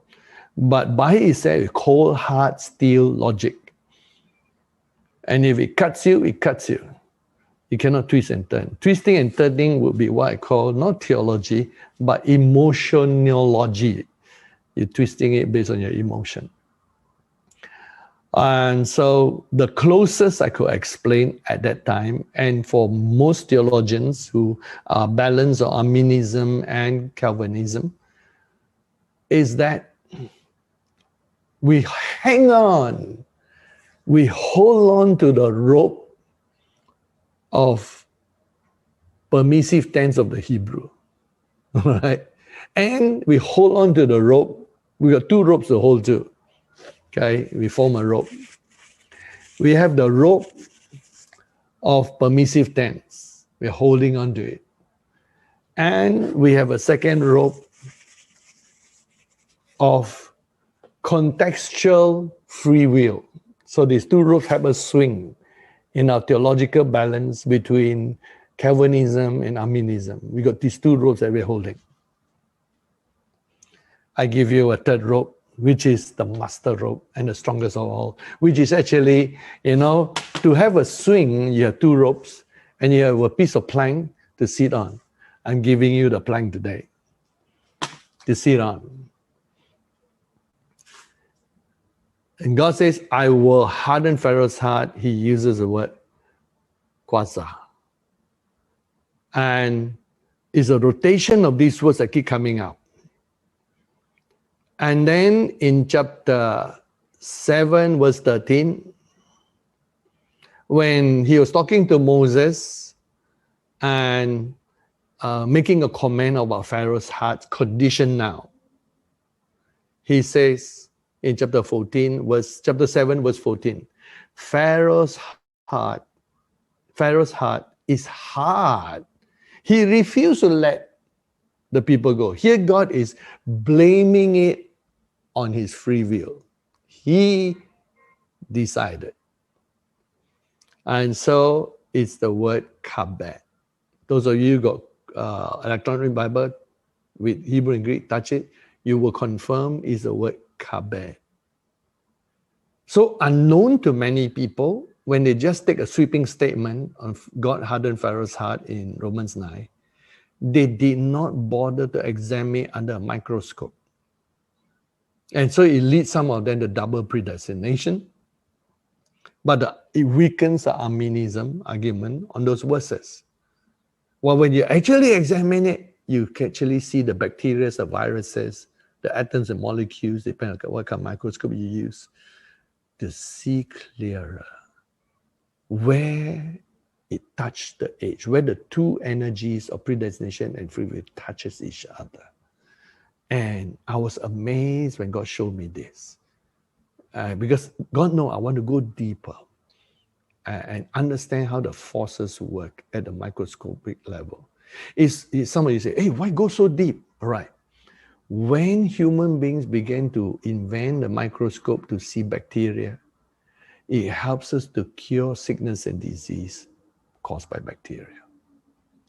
When human beings make a more powerful telescope to see viruses, it helps us cure viral disease. Today, the vaccines for COVID-19 are based on viral cures based on dealing with viruses. Viruses are different from bacteria. Bacteria are living organisms. They are tiny. Viruses are snippets of DNA. And so we can deal with how the DNA joins and try to join into our DNA by their connection. So the more we are thorough, the more we can invent vaccines based on causing it not to join, or dealing with how it joins with our body and stopping the joint.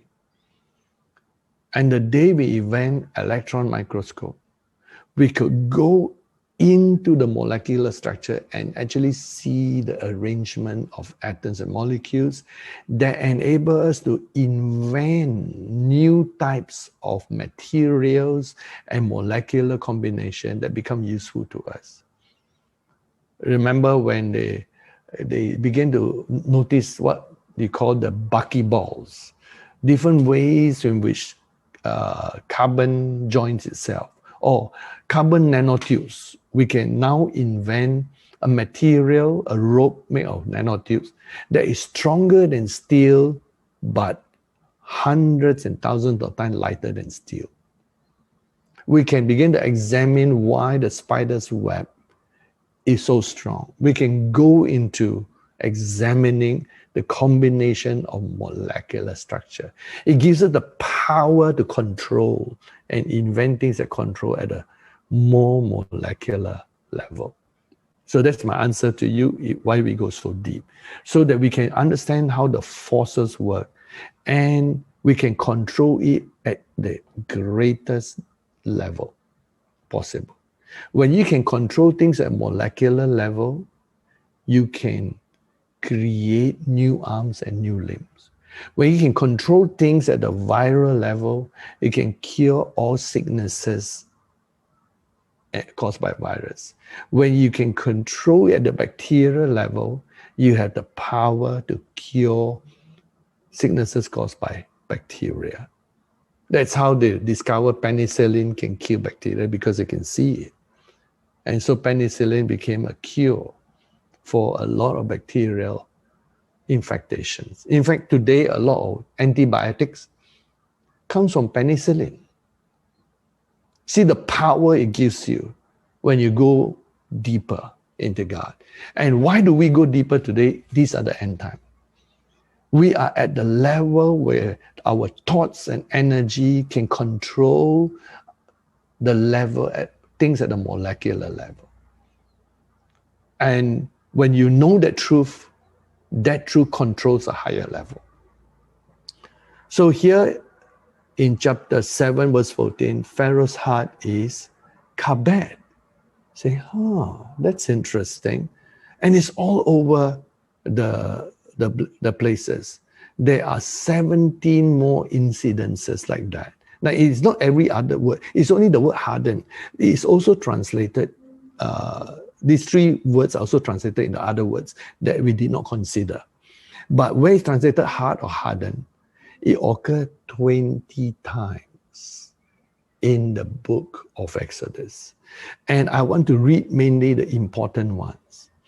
And you see in chapter 7, verse 14, why sometimes kabed? Why sometimes it's kasa? Why sometimes kwasa? Why sometimes it's hazek? Chapter 7, verse 22. In one chapter, he moves from verse 13, hazek, to verse 14, kabed. You read the English, you won't get that. To verse 22, hazek.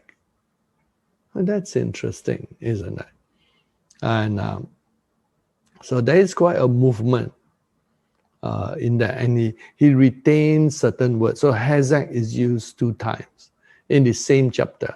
In verse 22, then the magicians of Egypt did so with their enchantments, and Pharaoh's heart grew hazek, and he did not heed them. Now, as I continue reading, I want you to note, as Pharaoh confronts Moses and God, whether he had the power of free will. Right, so that gives us another clue to reading through. And when these words "heart" was used from the early time, and the first occurrence was in chapter 4, verse 21, as far as Pharaoh is concerned. And in chapter 4, verse 21, there was no free will exercise. Why do my thing keep jumping all over? Wait, I must solve this electronic problem. I still learn my old Bible, physical, that's it. But anyway, verse 21. And the Lord said to Moses, when you go back to Egypt, see that you do not do all, so see that you do all these wonders before Pharaoh, which I put in your hand, but I will harden his heart, and so that he will not let the people go. So it's like God hardened, he chose the thing. And this was the word hazek. And so it looks here like he got no choice kind of thing. And then the next occurrence in 7:3 is again, and in verse 3, and I will harden Pharaoh's heart. Looks like no choice. And then in verse 13, and Pharaoh's heart grew hard. And this is the word kabed. And he did not heed them. This one, he has a choice. He did not heed. That means he chose. And in verse 14, The Lord said to Moses, Pharaoh's heart is hard. He refused to let the people go. He is blaming it on Pharaoh. His heart is hard. Kabet. And then when his heart grew hard is Hazak in verse 12. And here in verse 22. And the magician did their enchantment. Pharaoh's heart grew hard. This by his own self is the word. His heart grew Hazak. Interesting combination of words. And by the time you reach chapter 8, verse 15, chapter 8, verse 15, but when Pharaoh saw that there was relief, that means when the frogs died, by this time it was the second plague. The second plague was frog. First plague was turning water into blood. So the second plague took place, and actually he looked like he still got free will. Look at the context. And it says here that first Moses would warn. Moses came. This is after the first plague in chapter 8, verse 1. Let my people go. And then it says, go to the Pharaoh, say to him, let me go. But if you refuse, I will smite your whole territory with frogs. Frogs everywhere. And so, of course, Pharaoh refused. Frogs came. So many frogs. I said the frogs don't go to the land of Goshen. God draws a line in which the people are unaffected. His people are unaffected. So the frogs was everywhere, the whole house. When they're cooking, the frogs jump into their food. When they're frying something, frogs will jump into the pan. Everywhere, froggy. Of course, some Chinese people would love to eat frog's leg. I say delicious. No, nah, not for me. Thank you very much. And I know people always say everything when they taste, what does frog's leg taste like? Some people taste like chicken. And I'm not that, I wouldn't describe it that simply. Now, when I was young, I had tasted frog's leg before my mom cooked for me. They say it's some medicinal thing. Just the legs, thankfully, not the big fat eyes. And then one funny thing, sometimes I like to disturb people in a humorous manner. I had some people in my house in Australia long ago. Where was it? I think it was when I was in Canberra having a Canberra church. And they came for dinner, and that was the children and the Caucasian pastor whom I was passing the church to, and he served under me, and so we invited for dinner.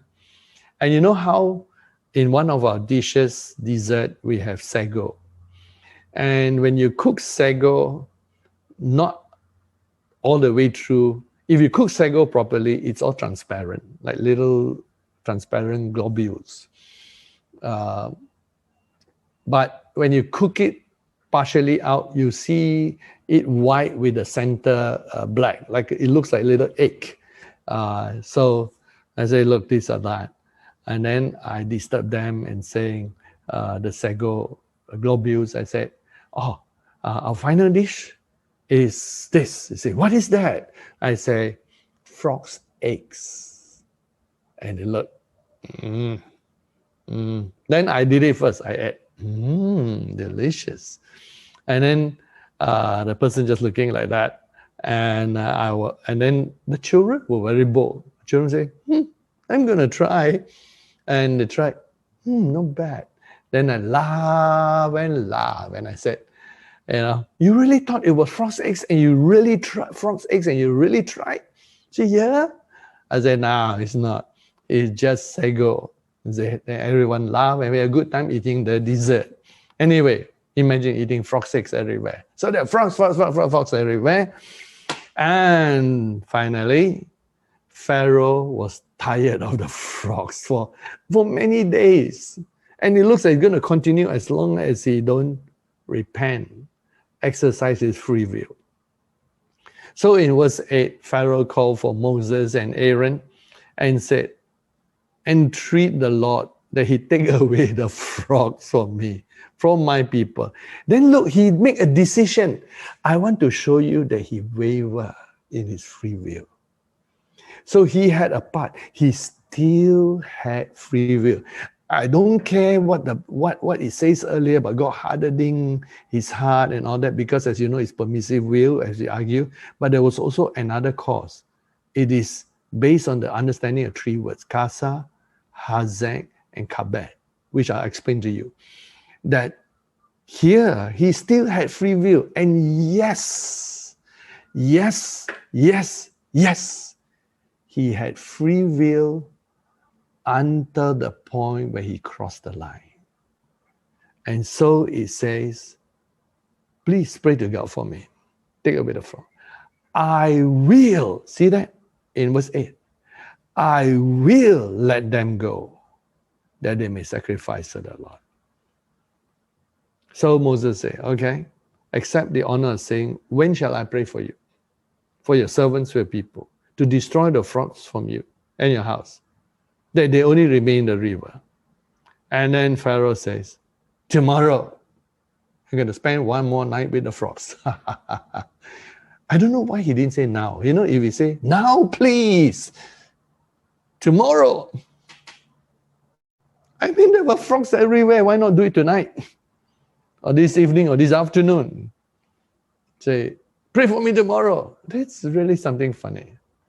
You know, some people who hear this end time move, they know in their heart it's real. They know, you know, that this is truth, but their traditions tie them to the churches and everything.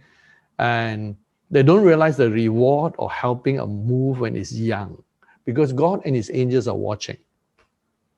Just like, you know, what's his name? Zinzendorf, Count Zinzendorf, and Martin Luther. Talking about Martin Luther in history. They were famous and enabled because they were helped by people in the most difficult time.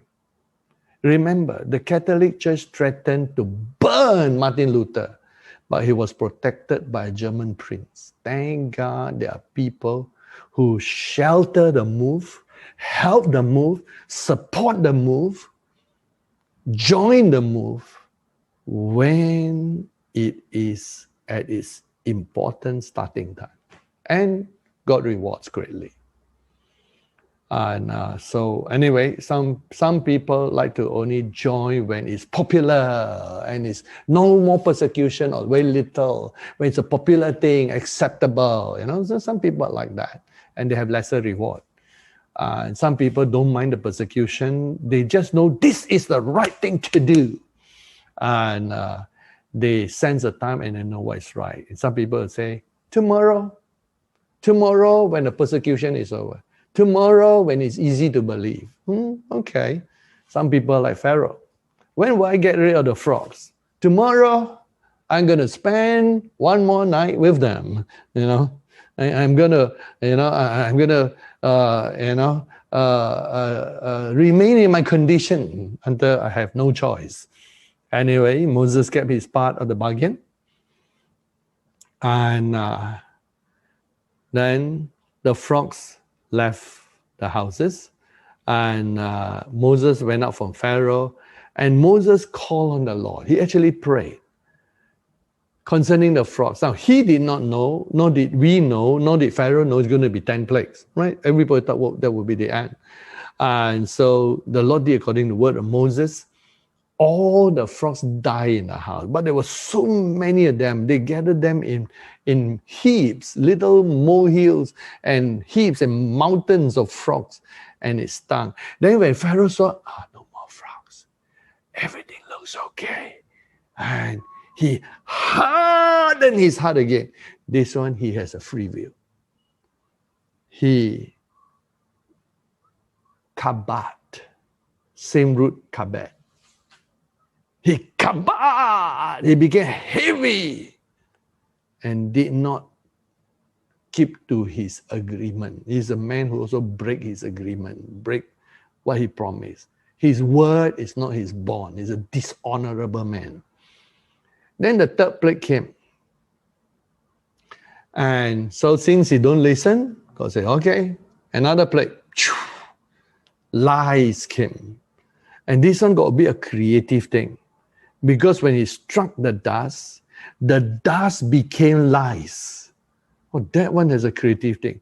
And that was when the magicians could not do, because they can manipulate, they can twist, they can do all kinds of things, but they cannot produce life. The devil cannot create life. So the magician cannot create. And the magician was telling Pharaoh, this is the finger of God. The other tricks we can do, but this one, creating life, we cannot do it. And yet, Pharaoh, now in this third plague, he still got free will. It says, Pharaoh's heart grew hard, and he did not heed them, just as the Lord had foretold that will happen. So then, after that, the fourth plague. He came again after the lies. Moses came to Pharaoh and says, verse 20, let my people go, that they may serve me. Or else, if you will not let my people go, I will send flies to you. Oh, the flies were so thick everywhere except in the land of Goshen. That shows you God's control. I will make, in verse 23, a difference between you and my people. And so the thick swarms of fly came, and the Lord did so. And look at the free will. I want you to look at the free will. Verse 25. When all the flies are so disturbing, and you know, has anyone of you been to anywhere with flies? A lot of flies. I'm sure some of you have. Sometimes, not so much now. Things are getting better. In a hot place, in Ayers Rock, in summer, the flies are so many, you have to wear a hat with a fly veil, because they will be coming. You open your mouth to talk, the fly into you. And I think that happened to somebody, I forgot who, it was on one of our trips. A person opened the fly veil in, didn't know what to do, he just swallowed the fly. Part of the protein. Say, oh, you know, isn't it interesting that you might, if you really love to eat flies, that you just open your mouth. Oh, you can be the easy, lazy eater. So many flies. Then you open your mouth, a group of flies coming again. You eat.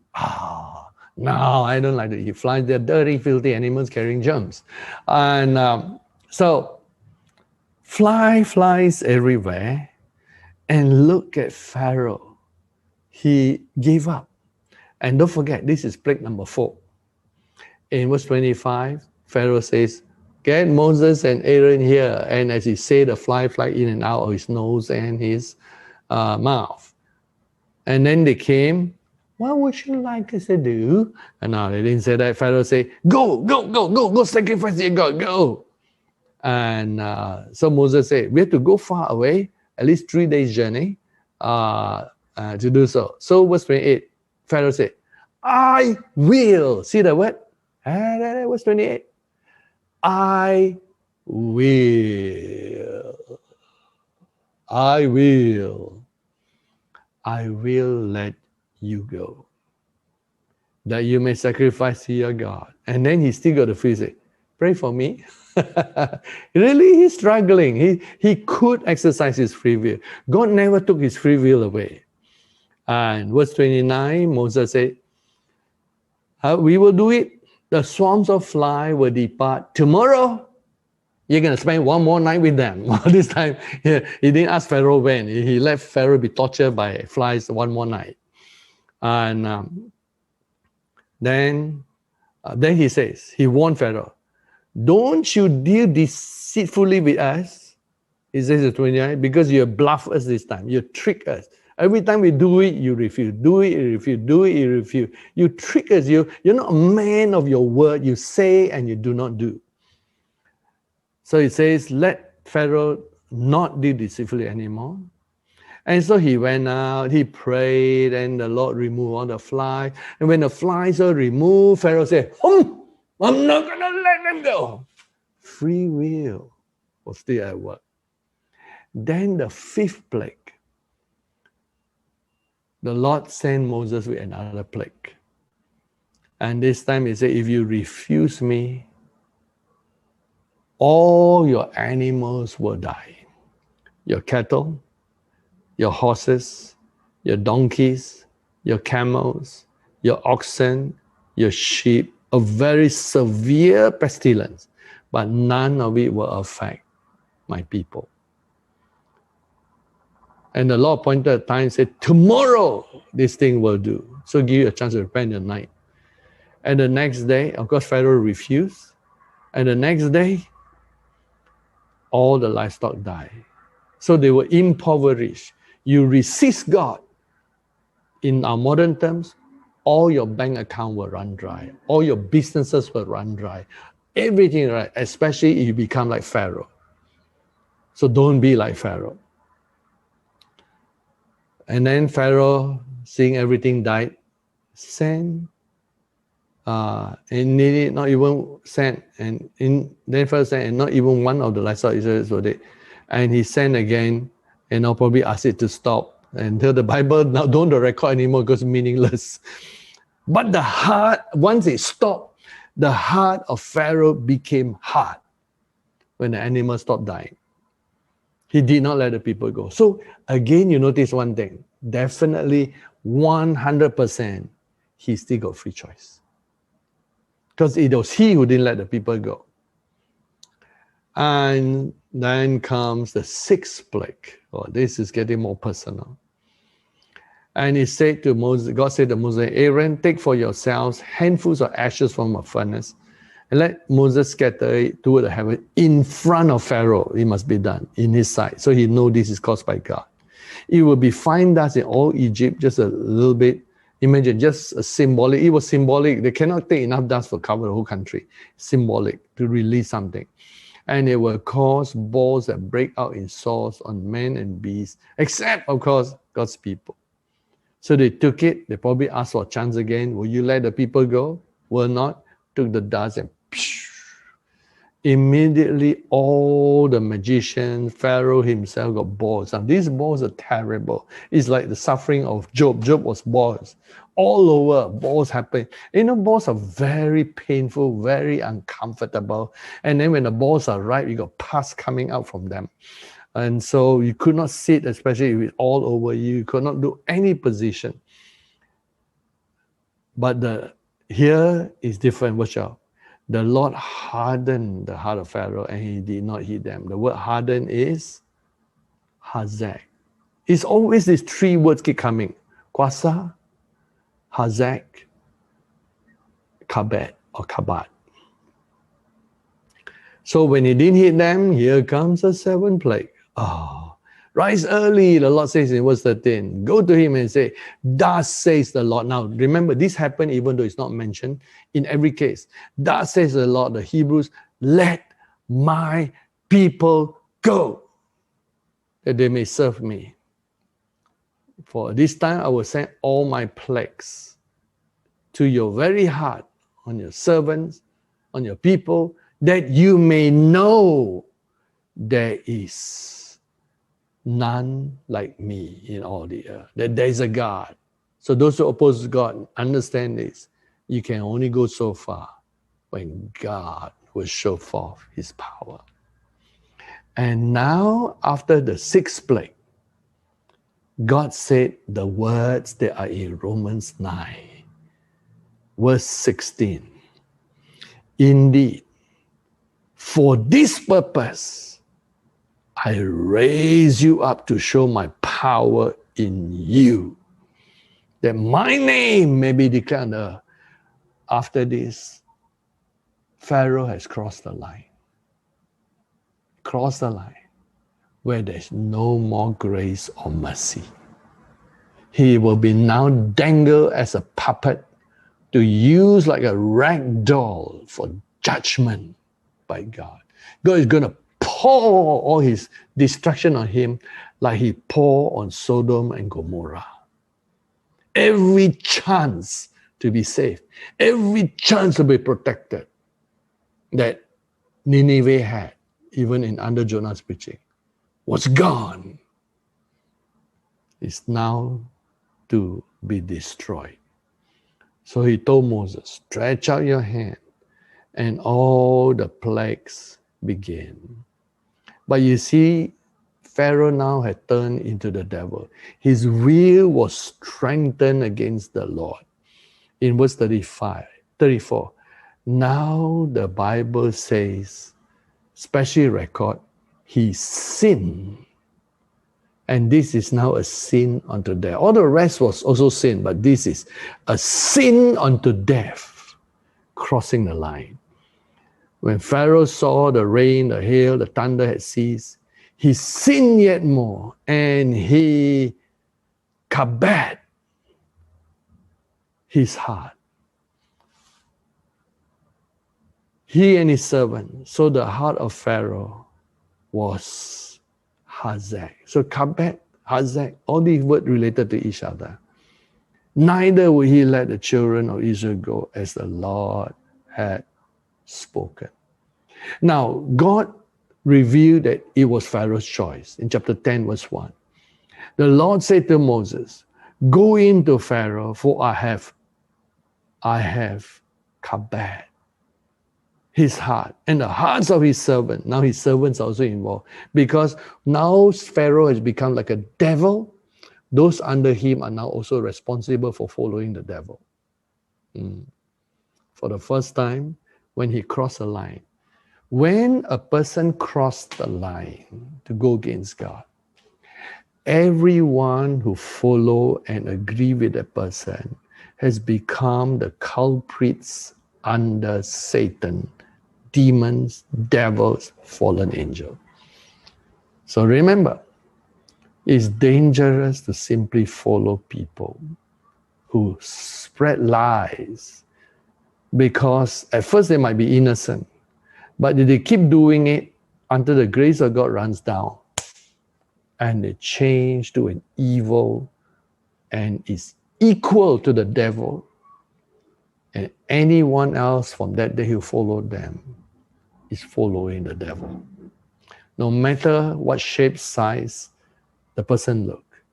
Just like the Antichrist will look handsome, peaceful, acceptable, and charismatic, and masterful, and kingly, and quote-unquote honorable and glorious, but he was the master of evil. And everyone who follow him will be equal to following the devil. Because God is now purposed to destroy him, use him for judgment.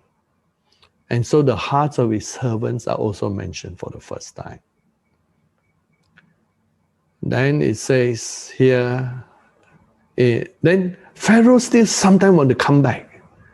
And it says in verse 16, after the 8th plague, and everything was suffering, Pharaoh called for Moses. That's how the 8th plague ended. In haste, it's like he's suffering too much now. And he said, I have sinned against the Lord your God, against you. Now therefore, please forgive my sin only this one time, just forgive one time. Entreat the Lord that he may take me away from this day, because he's suffering sickness and plague. And almost people who don't know what judgment is like, those of you out there who take judgment lightly and keep talking about grace, grace, and didn't know that the time comes in this end time when grace will end for those who resist the Lord, who are stiff-necked. And the word stiff-necked is one of these words here. The 3 Hebrew words for harden. One of them is causing stiff-neck. Because the time will come. Read the 7 thunders prophecy. There is a time when God holds back his mercy. And you say, can it be even in the Old Testament? God says, in the time of Ezekiel, the people of God reached such evil that even if Daniel and Job were present, he would not hear them. They can only save themselves, but not the whole nation. There is a judgment time coming. And all the 3-part second coming is to judge Even Jesus speak about the judgment against the prince of the world, Satan.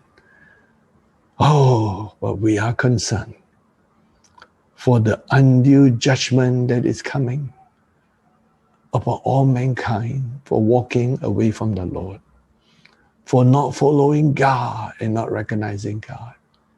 When the 2 fallen angels are released in 2027, it is a line drawn in the sand. You're either with Noah or you're against Noah in 2027. You're either for God or you're against God. Followed 2 years later by the great shaking on the earth to separate those who are for God from those who are against God. There is an end time shaking coming. In verse 20, and then when God turned away everything, there was a plague of locusts. There was all this was an 8th plague of locusts. 7th plague was sickness, and everything is destroyed. Verse 20. But the Lord hardened Pharaoh's heart, and he did not let the people go. He changed his mind. Again, how many times he changed his mind? So many times. He was, okay, go now, okay, go now, okay, go now, okay, go now. His free will was really terrible. Keep changing his mind. And then the 9th plague, darkness. And for 3 days, verse 24, Pharaoh, chapter 10, verse 24, Pharaoh called Moses and said, go serve the Lord. Let your flocks, herds, little ones, everything, let them go. And then when they're ready to go, verse 27, the Lord hardened Pharaoh's heart. Now, judgment time. He will not let them go. And Pharaoh says, go away from me. Take heed. You will not see my face anymore. Oh, that is his own death. Own judgment now. For in the day that you see my face, you will die. Moses says, all right, I will not see your face again. And he woke up, the 10th plague, after he woke out in chapter 11, the 10th plague came. Now God killed Pharaoh's firstborn. And every firstborn of every human being in Egypt, and the firstborn of all the animals also died, whatever animals were left. And in verse 6, a cry ran out. So many died. Even if the firstborn was a young man, he dropped dead and died. Every firstborn died. And the Lord said to Moses, Pharaoh will not heed you, so that my wonders are multiplied. Moses and Aaron did all these wonders before Pharaoh, and the Lord hardened Pharaoh's heart. He did not let the children of Israel go out of his hand. What a sad thing. And later on, you think that he will let go because he's now equal to the devil. The Bible tells us, even when they were leaving, and all the people were so frightened of the Israelite, when they asked for anything, they let them have it. And God told them, take everything, go and ask for your neighbor, go, silver, everything, take, because God knows he's going to build his tabernacle. Chapter 14, verse 4. I will harden Pharaoh's heart so that he will pursue them, because he wants to destroy Pharaoh and his army totally. Remember, he's now equal to a devil. So whatever God does with him is at God's pleasure now. He's for destruction. And so he took 600 choice chariots, and the Lord hardened Pharaoh's heart, and the word harden here is hazek. And in verse 8, the word harden is also hazak. And when Pharaoh drew near, and when they tried to cross over, and God says in verse 17, I indeed will harden them. Again, the word hazak. Hazak means to be strong. Is a root word for strong. Normally translated strong. In a New Test, old translation, 290 times translated strong. I will show forth what it means as we look through all this. So they triumph over all the Egyptians. And so in verse 23, the Egyptians pursued, went after them into the midst, all Pharaoh's horses, his chariot, his horsemen. And when they crossed over, and the sea covered them, and all of them were destroyed completely. But that's not the only place about hardening and stories. Just a few more that we want to show forth here. And just to show forth the Bible. And we look here. Wait, I'm trying to turn to that chapter. The word hardship is found in Exodus chapter 8. Chapter 18 verse 8. And it's a totally different word, like traveling weariness. Ti'ila'ah. So that's, you can see that he differentiates certain words that are there. And then in terms of difficult or hard cases, chapter 18 verse 26, when it comes to the hard cases, they are there. Says here is kaseh in verse 26. And so there are a lot of differentiations that come here. And jump to one verse here in Deuteronomy chapter 2 verse 30. Deuteronomy chapter 2 verse 30. God, from that point, began to use Pharaoh as a lesson. Yeah, I don't know why my Bible is not turning. I punch and it's not turning. Okay, try again. Oh yeah, finally it moves. This is the whole thing. Chapter 2 verse 30. But Sihon, king of Heshbon, would not let us pass through for the Lord your God. So not the Pharaoh, the Sihon, king of Heshbon. Harden, and this time, harden his spirit and make his heart obstinate, that he might deliver him into a son. So he says, harden or kasa his spirit.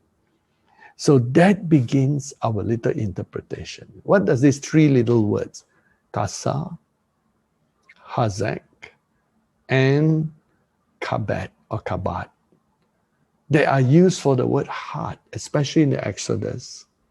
What do they mean? Well, if you look at some of these words, let me just pick one. Let's see what chapter 7:13 is. Okay. And Pharaoh's heart grew hard in Exodus is the word hazak. Hazak is actually the word for strong. You could actually, it's been used positively. As the heart grows strong, it is actually the same root word as God told Joshua. Be hazak and courageous. Be strong and courageous. So you're scratching your head, wondering, how is it that hazak is good for Joshua, but hazak is bad for Pharaoh?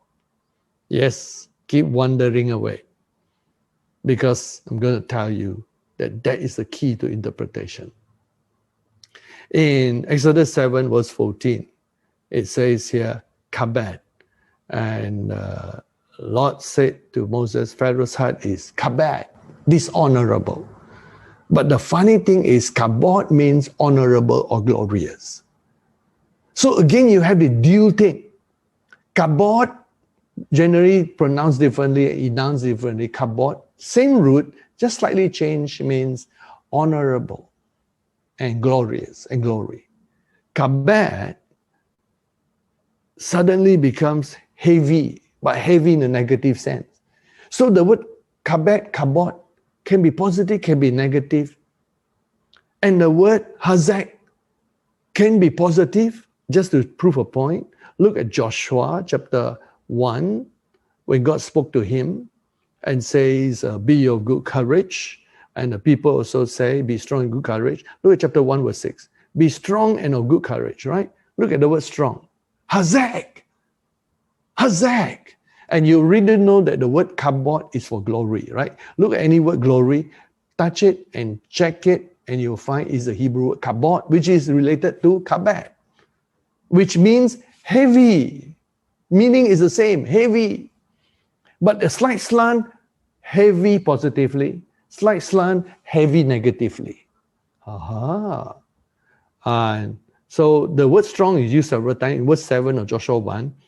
Only be hazak, and very courageous. Be strong. Same word. But for Pharaoh became negative. So we know that hazak and the word kabed can be positive, can be negative. So what's happening here? And here's the clue. How did God cause Pharaoh's heart to be negative? Actually, not caused by him. God just had to increase the energy available. The energy of hazak to make a person strong. So when God makes a person strong, the person can be strong for good or strong for evil based on the person's own choice and nature. The nature because of his choice. So it only gives the person the ability to do things in a more powerful way. But what a person does is still their responsibility. Can you see what's happening now? Where God never took away the free choice, even when he say, I hazak or I kabed Pharaoh. All God did was give the available opportunity. Just like one day God is going to give the devil an opportunity in the tribulation. He said, okay, you think you can create a world, make a world, okay, I give you a chance, I step back, I take my people back. Tribulation, I give you half of tribulation. The other half, I still got my people resisting you. And the devil turned the earth in the second half of tribulation to be a volcanic earth with no more plants and life. Now, let's say now, if every human being were to receive $1 million, evil will still continue. Good will still continue. The good person will take the $1 million and do something good out of it. Help the poor and do good things. The bad person will take the $1 million and do even more evil. So you see, when God gives strength, it's actually the same word strengthen. When God gave Pharaoh strength, you can also translate it, since it was translated like that. I will strengthen Pharaoh. But Pharaoh used that strength for evil, just like the devil and his fallen angel, created for God for glory, they turn glory, kabod, into kabed, a heaviness by which they dominate. For example, in a sense, Jesus in the kingdom of God is judge, jury, and executioner. Yes, technically, it is a dictatorship. Jesus is judge, jury, and executioner. But because Jesus loves us and he is the personification of absolute love and absolute goodness and absolute kindness and absolute love, we don't feel that triple amount of power that he exercised from human jurisdiction sense. Because he's humble, he's simple, he lowers himself below us to lift us up. We don't feel his dictatorialness. But you give the same power to the devil or a human being. And I've come to understand this. We humans are incapable of absolute power. We will definitely be corrupted by it and cause imperfection to come. Only when we are submitted to Jesus and Jesus' life flow through us can we be capable of goodness. We humans cannot handle it. If you don't admit it right now, you're deceiving yourself. Even Jesus walking on earth said, "Why call me good? There's no one good but God." That's found in Mark chapter 10. Jesus accepted that as long as on earth, we have to recognize we must have a dependent relationship on God. We are not capable to do it on our own. Christ has to live through us. If you don't accept it, you will become a bad dictator. So it's better to accept that governance has only been to subject to Jesus. Can it come out well in this life? Because our nature needs to be 100% like God before we're capable of godliness, of benevolence. Charles G. Finney in Systematic Theology has a full many chapters on God's benevolence and God's desire to sacrifice himself, if it was such a thing possible, and give himself to his creation. So God gives strength. God gives substance of glory. And Satan twisted it, Pharaoh twisted it, and the Pharaoh twisted it. Now what about Kwasa? Well, let's look at the book of Exodus and see some of its usage in that, and let's pick one up. Chapter 4, let's begin the whole series in chapter 4. And see this word, Hazek. Let's go another one. And Kasa. Okay, we found chapter 7, verse 3. And our Kasa, Pharaoh's heart. Now, Kasa means there is going to be difficult. It has a sense of difficult. So it says, and I will make it difficult for Pharaoh's heart. What is Kasa? Now I have defined Hazek to be strong, Kabed to be related to dignity, glory, and honor, which has been given more power of glory twisted, more strength twisted. So that's easy to understand because they have positive aspect we can see. What about Kasa? And I was praying and thinking to Kasa. And then I was meditating on Kasa. As you know, Kasa has been, the root word for Kasa is hard, severe, fierce, harsh, difficult, or complex, to make difficult. The root word for Hazak is strength.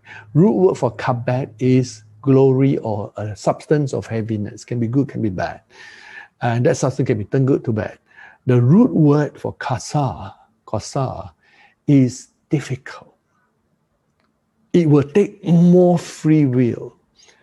And I was examining this, and that was where the verse from Deuteronomy helped me understand another aspect.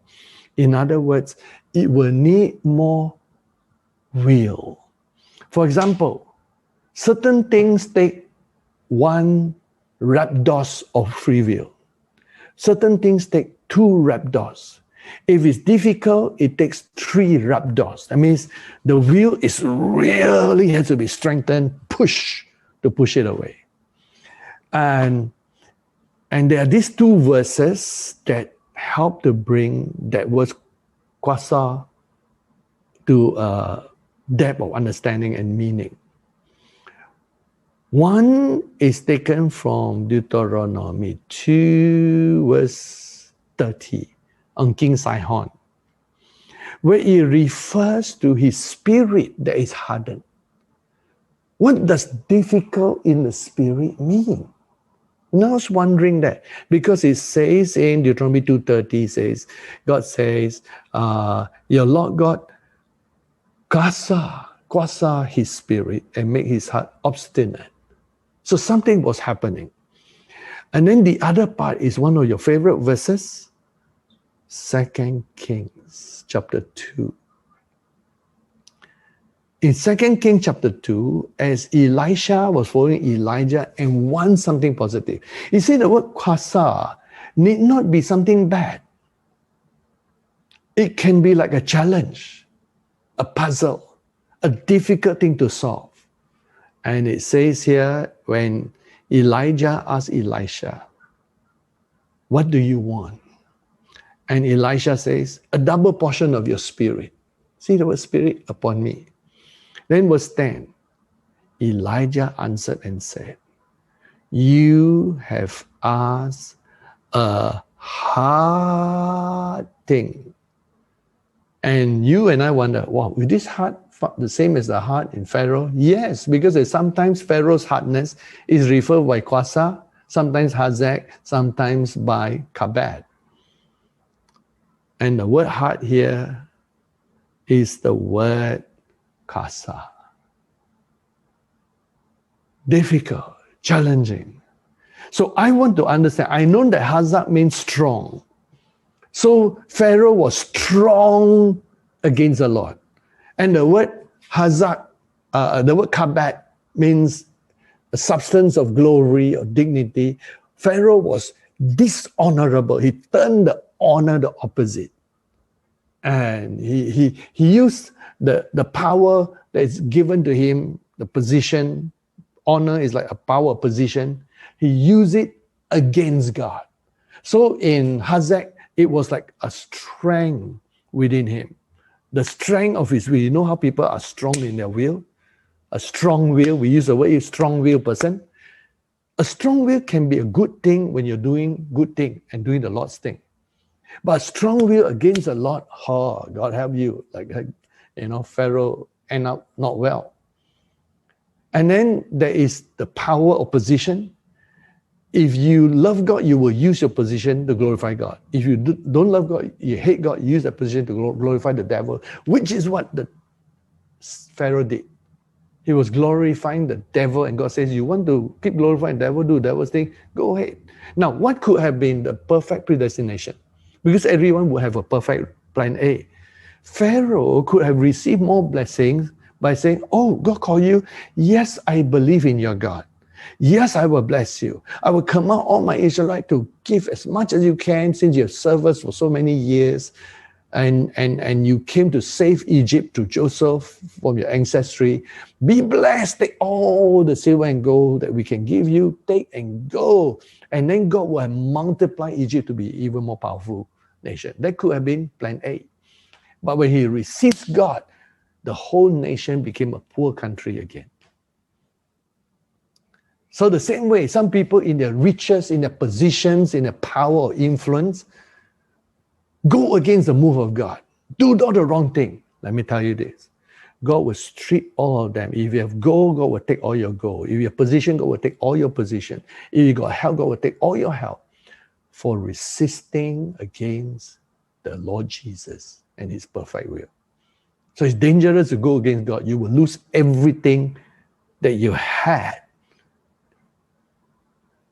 But when you go with God, God adds to you. He who seeks the kingdom and you love the kingdom and put the kingdom first. You will not just keep what you have, you will multiply. That is God's truth. It might not happen overnight, but in this end time, it happens faster. And the day comes when it can happen suddenly. And so here, kuasa, something difficult. It is a situation that require more strength of will. So what Elijah was telling Elisha is this, that it is something that you must really desire and will take, in my own words, like if a normal prayer and request takes, let's say, 5 rabdos, this is going to take you 30 rabdos. Are you prepared to take 30 rabdos of free will energy? You must concentrate. You must not be distracted. You must pay attention. You must give all your heart's energy and my energy to this.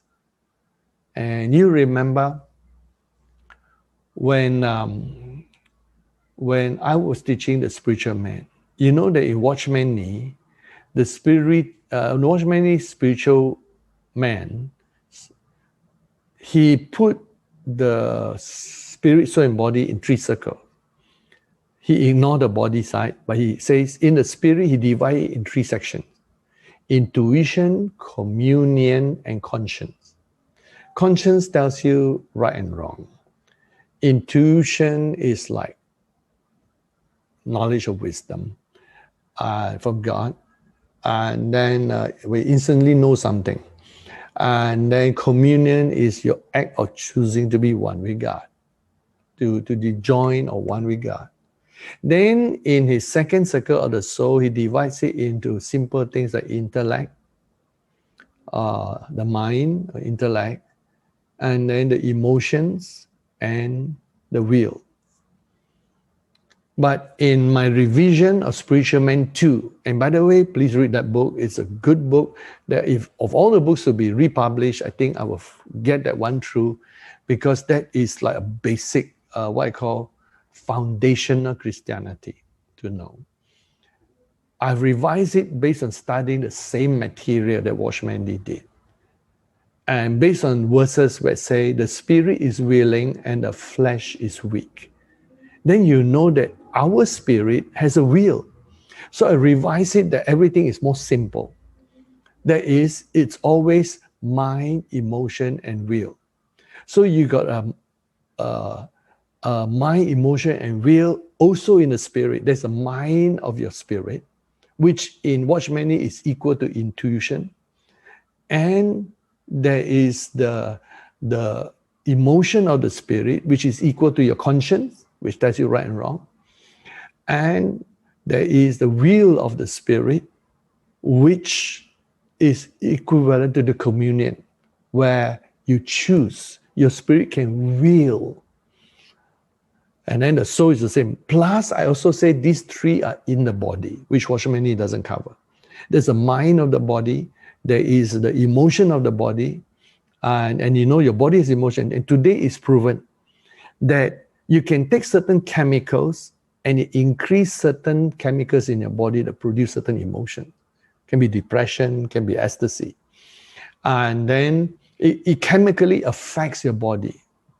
And then there is the will of the body. Your body has its own will. You can see that in the study of Romans 7, that your body wants to do something. It wills to do something.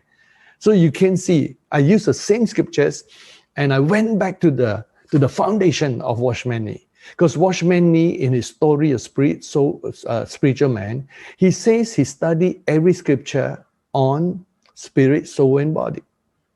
And then he came to that conclusion. So when he did that, I said, okay, let's go back to the source. So I'm just like a different scientist saying, this scientist studied and got this thing.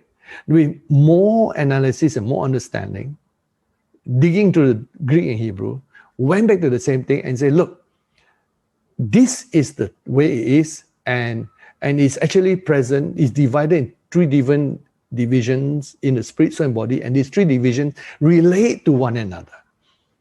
So when you have the truth, it helps.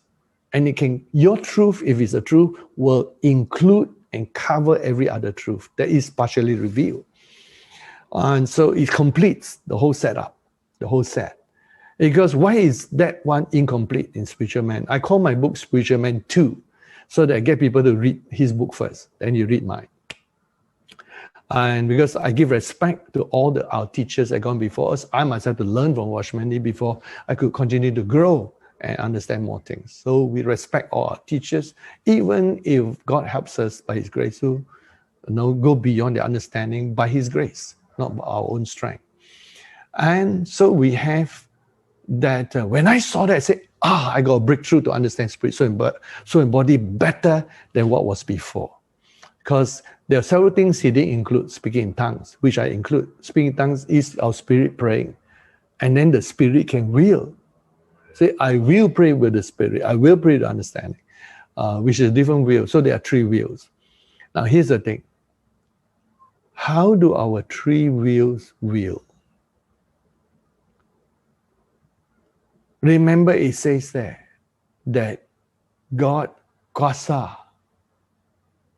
King Johann, and his spirit chose a certain thing. So the word Kuasa, the root form, I look at the root form, means difficult. Then I was looking at it. Then I also check up again the 2 Peter 1 where Elijah told Elisha, it's a hard thing. It's Kuasa, what I have, what is before you. I knew several things straight away as I meditate. Kuasa means that it needs more energy of the will. Kuasa means that it's challenging and difficult. And so by the time God Kuasa Pharaoh, it means that he really, really, really has to choose the evil to reach that level. And then I understood that Kuasa involved the will of the Spirit. That is where Satan, Pharaoh crossed the line and became Satan's little puppet. By the time you Kuasa, your will of your spirit has chosen. King Johann, same thing happened. The word spirit harden is happened. Before you could harden your heart, harden your mind. Harden your heart is overall. Harden your mind is by the will of the soul. Then it takes energy of the spirit, soul, and body. By Kuasa, when Elijah told Elisha, this is a Kuasa thing. It means it will take all the energy of your spirit, all the energy of your soul, all the energy of your body, all the energy of your will of your spirit, all the energy of the will of your soul, all the energy of the will of your body to get this that you request.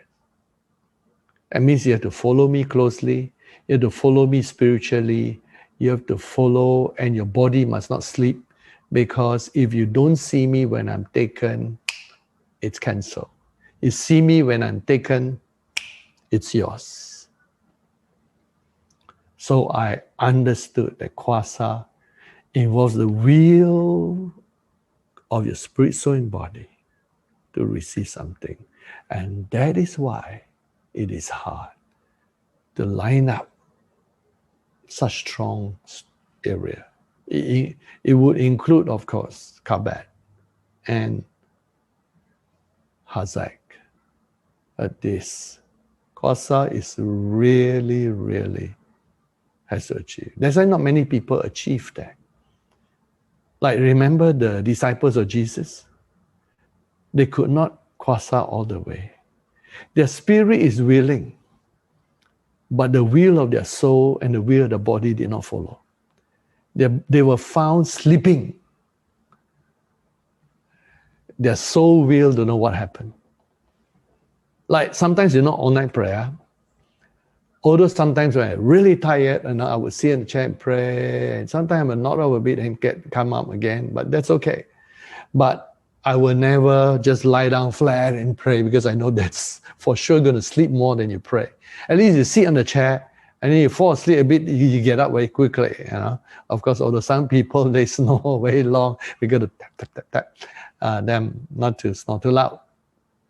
But it's micro sleep that you have. And sometimes in all-night prayer, when you're super sleepy and you're determined to pray, your body is tired and sleepy. You know what? We walk. So you keep walking up and down in prayer, up and down. But you cannot keep walking so long. So you sit a while, then again you get up, then you walk, then you rest a while, then you get up. So you're determined to finish a prayer. It takes the will of the body and the will of the soul to finish some things. But of course, everything needs to be energized on the spirit. So here I begin to understand what's happening in Pharaoh's life. I solved the problem seeing that God did not cause him or will for him or choose for him, because it looks like if God chose. All God gave was strength, position, authority, kabod, dignity. It's up to you how you turn. It's just like a good man, when you give him more power, will do more.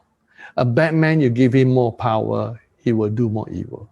All God says is, okay, before I used to limit how much energy and power the enemy has access to or position.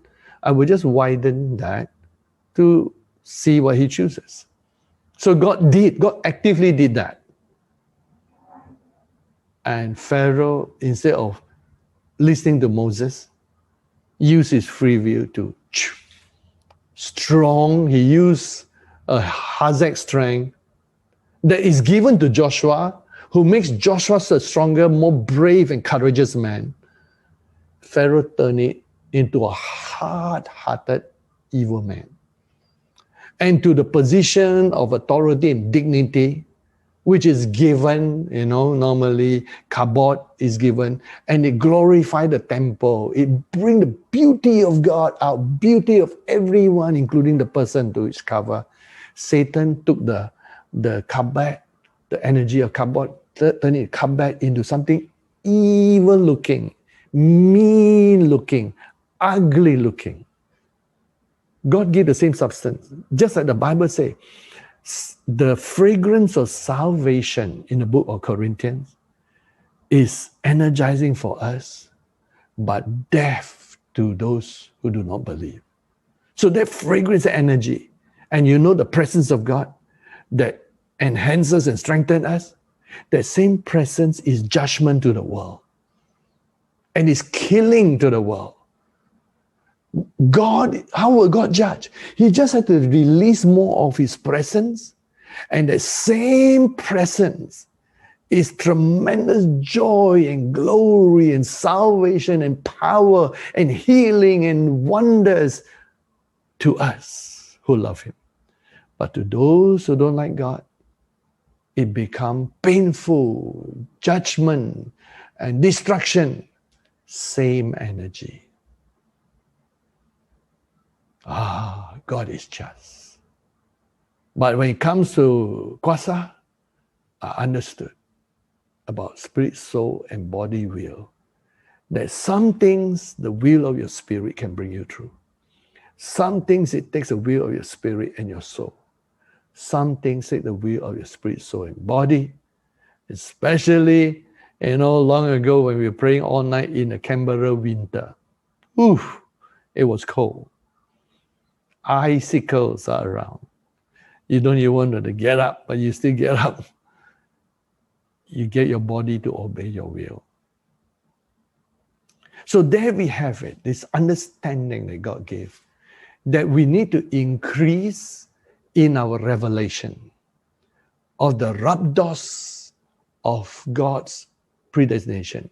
And he will reveal in quantum to us. God revealed quantums or rabdos of revelation of his predestination, and we learn how it flows. One rabdos, then one rabdos here. One rabdos predestination, one rabdos of free will. Two rabdos of predestination, two rhabdos down here. It's move in quantums. And we need to understand when we analyze. At first in this teaching, I talk about both must increase, but you know that quanta. So it moves very fast. This. Everything is quantum. And in order to move in a circuit.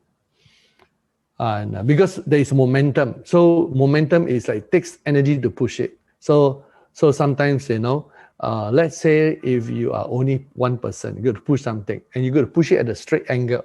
You have to push it you can push, but then sometimes you go out of whack, then you go to another position, you push, and go to this way, push, go to this position, push. So it's like the energy being used by God. And rhabdos energy, where predestination flow. And then we look at levels of free will.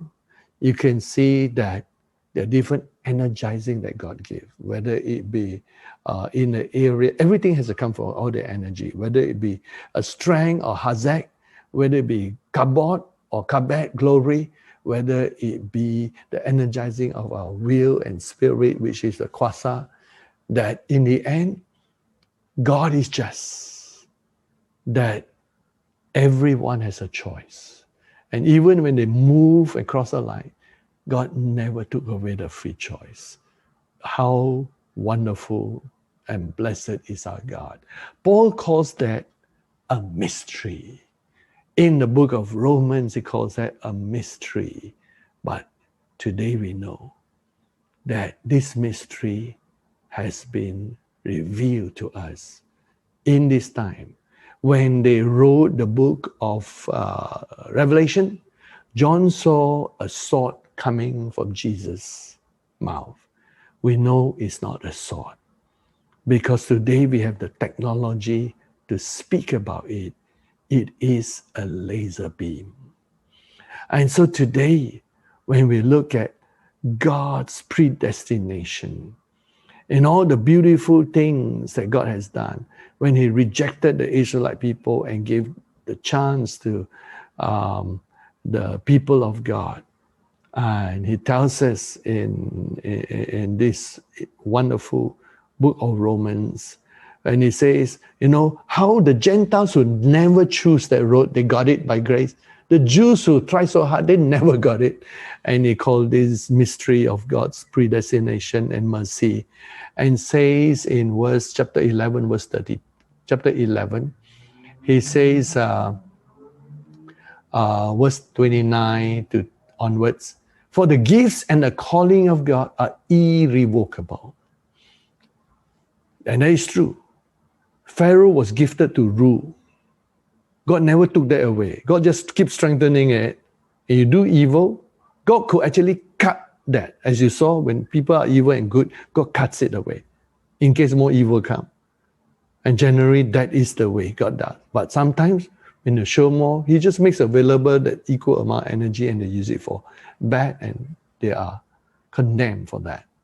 So it tells us here in verse 30, for as you were once disobedient to God, yet have now obtained mercy through their disobedience, even so these also have been disobedient, that through the mercy shown you, they may also obtain mercy. That in the end, they will see that it's only by the mercy of God. For God has committed them all to disobedience, that he might have mercy on all. Oh, the depth of the riches, both of the wisdom and knowledge of God. How unsearchable are his judgments, and his ways past finding out. For who has known the mind of the Lord? Who has been his counselor? Who has first given to him, and it shall be repaid to him? For of him, through him, to him are all things, to whom be glory forever. Amen. The unsearchable depth of God's wisdom and knowledge. And today you understand how predestination at the micro quanta level works between predestination and free will. God bless each of you. Let's pray. Father, we bless you. And as we understand the fundamental forces of your power, your glory, your strength, your energy, and the fundamental parts of our being, the will of our spirit, the will of our soul, the will of our body, we begin to understand how to flow in fullness, in your predestination, and in our free will. Strengthen quanta upon quanta, rhabdos upon rhabdos of the predestination and free will in each one of our lives, that we may flow perfectly in the wind of your spirit, strengthened by Almighty God and Father. Be glorified, Father. Let it be unto us according to your word. We are your kingdom manifest on earth. It is time for the saints to take the kingdom. Strengthen us. We know you strengthen us to do your will. Expedite all that you're doing in these days of the 10 toes.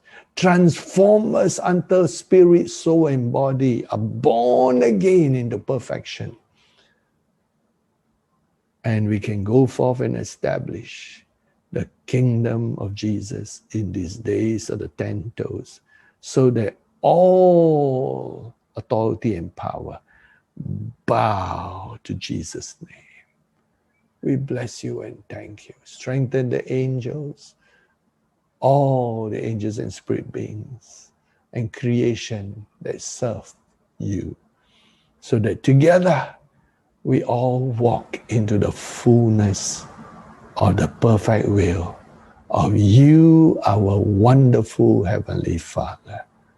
In you we live and move and have our being. Let your glory flow through every atom and molecule of our life. In Jesus' name, amen. Praise God. We hand it to Colin for question and answer.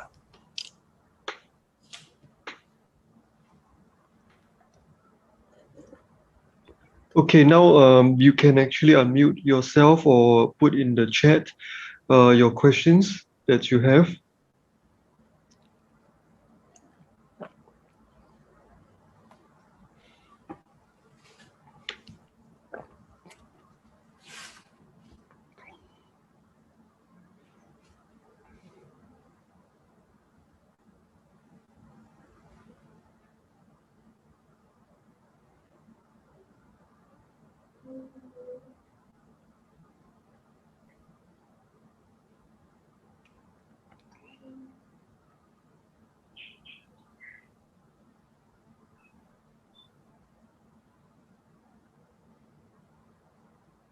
Praise the Lord. Atmosphere from Sunday is always different from Friday, and we enjoy that which God has given. Praise the Lord.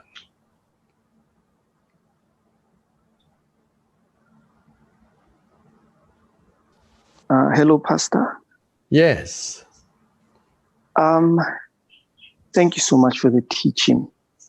Now, I pondered on something as you were saying that Pharaoh could have done the right thing. And I thought, if Pharaoh could have done the right thing, would we liken him to what happened in the second chapter of Nehemiah, whereby Nehemiah told his king, or asked his king, when the king looked at him, he said, "What's wrong?"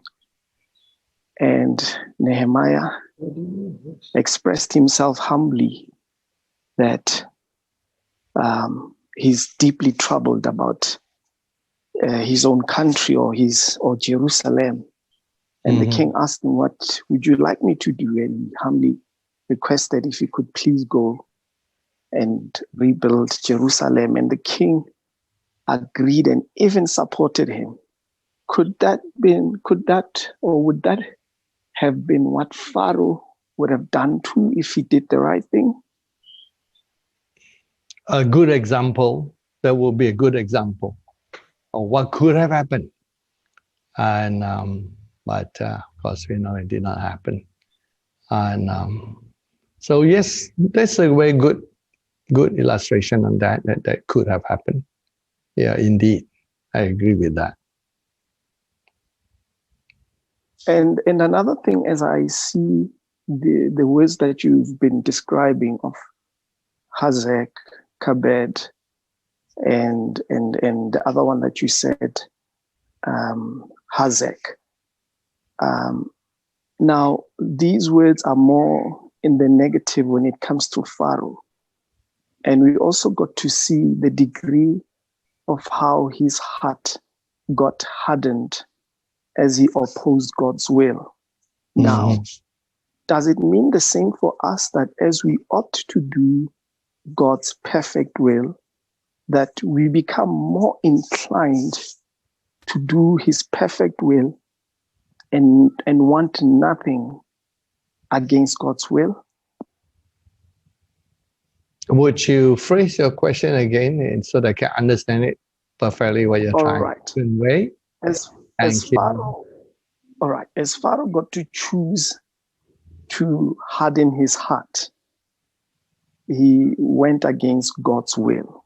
Yes. Now, as a believer, if you choose to do more of God's will, does it also mean that you become stronger and stronger in moving towards God's perfect will?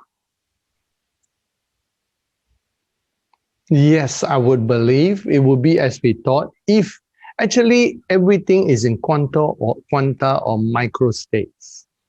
As a person began to choose the right direction, the funny thing is it gains in quanta and you don't see it. An example is like, for example, when you gain or lose weight. When you gain or lose weight, it's not like you gain weight in one section of your body, but it's like your whole body absorbs the weight gain or the weight loss. And then the thing is, the more you lose weight, the less you need to eat. And then that has a effect on the whole system, and it's a gain or loss. And then the same is the more you eat, the more parts of you need to be nourished. And so it has a quantum effect over the overall body.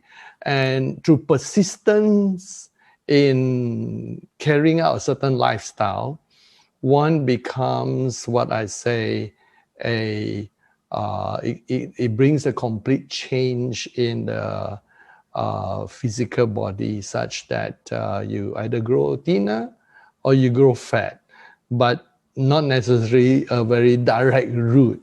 So it has a little mini quantum steps. So a big step can be broken up into many tiny little steps along the way until you get the overall achievement that you want.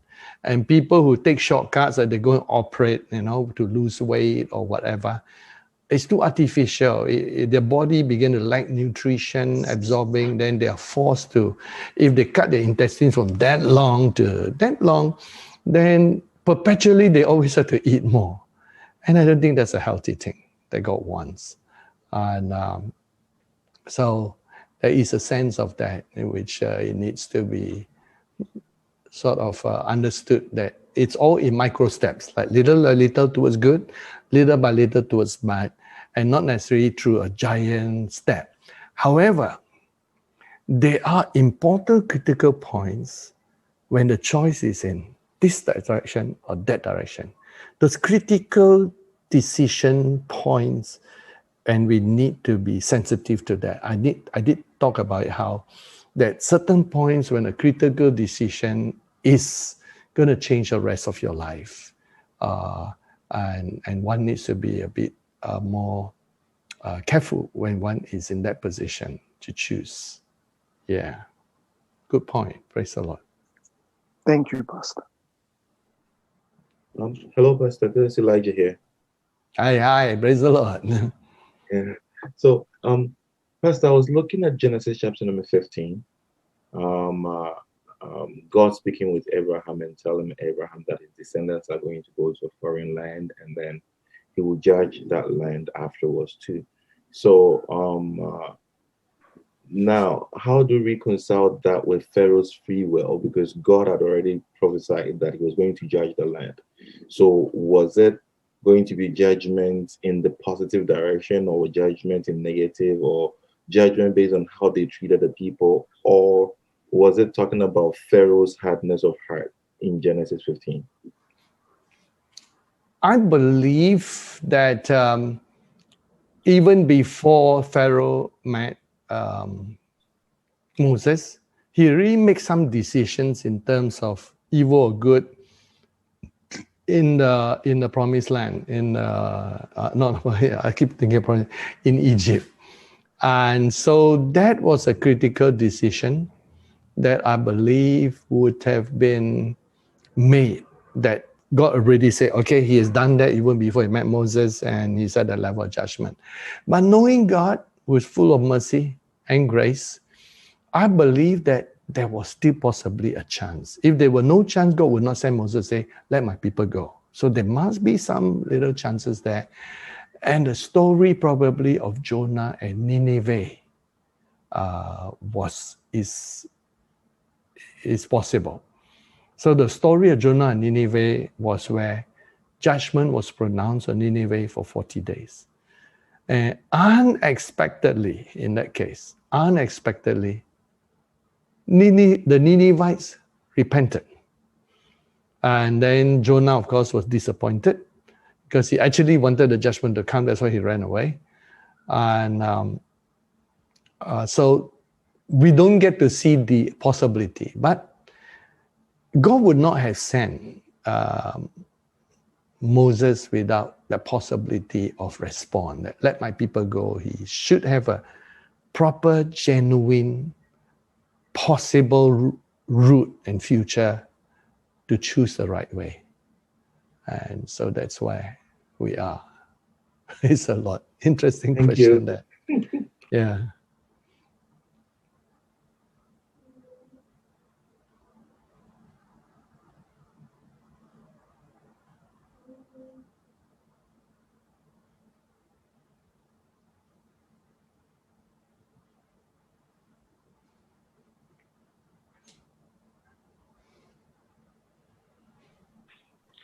Pastor, Yes. like just now you give the example of Nineveh, the people repented. So when people repent or somebody repents, it's actually opposite of hardening their hearts. Is that the way? Softening the heart. Softening the heart. Yes. Because it looks like strengthening somebody's will or hardening the heart, which ties together. Normally, it's because a person or people, their will and their thoughts are not aligned with God's will and God's thoughts. So it means that in general, strong-willed people, or even like in the Bible, it says rich people, or which normally are strong-willed people, that's why they got to where they are, Yes. are harder to enter the kingdom of God. And I think as Pastor, you taught before that our strength is also possibly our weakness. So a strong-willed person, if they turn to the Lord and they keep on subjecting their will to the will of God, that means purposefully softening their heart, then they grow and they become a very strong person for the Lord. But initial part can be difficult. And even when we see in Paul's life, it looks like even when Paul became very strong in the Lord, of course, when he was converted, the Lord has to use very drastic measures for him. And when he is even mature in the Lord, he says that the Lord has to humble him by giving him, that the thorn in the flesh to buffet him, so that he does not increase in pride in a way. The Bible says that humble and contrite heart, broken spirit, the Lord, this is what the Lord looks for. So it does look like in general, a strong-willed person would have a harder time converting to the Lord's will or receiving the Lord. Is that how you see it as well? I would agree with your analysis. And that's true. It's harder to convert a strong-willed person, but some of them, once they're converted, they make the best disciples because they are strong to resist all attempts to divert them from another path. And yes, it is their strength and their weakness because indeed, Jesus himself said, it's hard for a rich man to enter the kingdom of God. But when you get one of them and they really want to serve the Lord, it's powerful. Amen. Amen. So, in other words, it's sometimes a dichotomy or a kind of paradox where, on one hand, you want to be a strong person for the Lord. You want to be strong-willed, like Paul, and endure hardships and push on and be a good soldier. But on the other hand, there is this need to always maintain the humility, to be broken and so I only can say it's hard to balance, isn't it? Yes, definitely. But if we understand, I began to apply quantum physics to my theology. And I found that when I began to see at the quantum level, because quantum level means this must happen and this happen, plus sometimes when something is here, it affects that position and that you never go near. And I found that applying quantum physics to theology helps me to understand and conceive how something can be done. And so what was disharmonious in Newtonian physics or traditional theology becomes understandable in quantum theology. So a contrast between traditional theology and quantum theology. And where we see that both can be combined and that one can actually be strong of character and quote-unquote positively dictatorial, but yet at the same time pure humility. Because both can mix, and it mixes because it rotates between both positions. And one of the things God showed me why in quantum physics that when they move one atom, the other move seemingly because they did not touch. But sometimes physics also give you visions. I saw that there was like a vibration between the two going on, but it is not measurable, not found yet. And so when there's vibration between two objects, you do to one object, the other object will be affected. But they have not detected the link of the vibration, that it was something moving between the two, and that was causing it. So it's invisible to them. And so this area of combining a strong will with deep humility is possible at quantum level because there is like strength between the two. Like, let me give a simpler understanding. Like for example, how can a person do 10 things at one time? Can, by doing one thing at a time but very fast. But each time he give full concentration, then he go back. So he's not actually doing 10 things at one time. He's doing one thing at a time with 100% concentration, and he's not like giving 10% to each. No, he do 100% to each, but he takes sections of time. But if you try to do 10% of, divide your 100%, 10% to 10 things, it's actually slower. One of the things I found out when I download, because my internet is quite slow, and when I download things in Australia, different from Singapore where I got half a gig, here you got only 50 some things and you're happy already. And so I found out that let's say I was downloading like a sci-fi series that has one episode might have, let's say, 10 episodes. So if I download that, I found that if I download all at the same time by torrent, through torrent, it's slower than when I download one at a time. Funny, I don't know how that works, but it actually works. So if any of you downloading certain things with torrent, then you notice that if you download 10 things at the same time, it's slower than you download one at a time. So in the end, I calculate because they will tell you how long it takes. So some will say, how long? I said, okay. Then I said, let me test this out as a theory. And I did. I paused all the other 9 and then just click this one on. Then it finished in, let's say, 15 minutes. And then because before that, I found that, it takes so long. And so that's the principle there as the contrast. It's a quantum thing where you are still doing one thing at a time, but you give 100% to each one and in sections and in puzzle, rather than you try to do all 10 at the same time. And so when you go at the molecular quantum level, then the understanding comes. So there's a contrast between humility and being strong-willed. Praise God. But I agree with you. I agree with your assessment. Yeah, Pastor, we see also that the word harden in the New Testament is used actually in the book of Hebrews.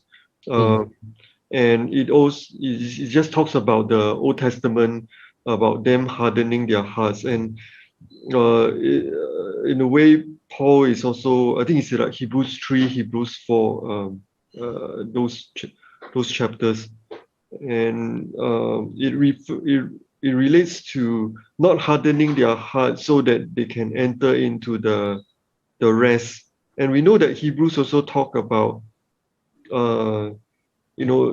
having humility so that we are able to get to the throne of grace. So even here, it seems to be that if we need humility and softening of the heart, then we can enter the rest of God. Yes, it's just like Hebrews chapter 4, verse 10 to 12. In verse 10, it says that he who has entered the rest ceased from his own works. Then later on, the next verse, 11 to 12, he say, be diligent to enter the rest. Say, hey, if you're resting, you're resting. How do you get so much energy to be diligent? So it's like when the two works together at a quantum state, it works. You're resting, yet you're working.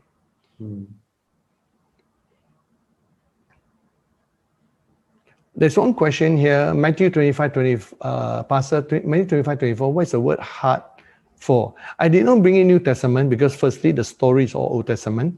And secondly, because if I start using New Testament Greek, you get too many words to learn. So today, if you just learn rhabdos and then you have kwasa, hazak, and kabet, good enough. But since this question is asked, Matthew 25:24 is about the parable of the 1 talent and the 2 talent and 5 talent, and each multiply.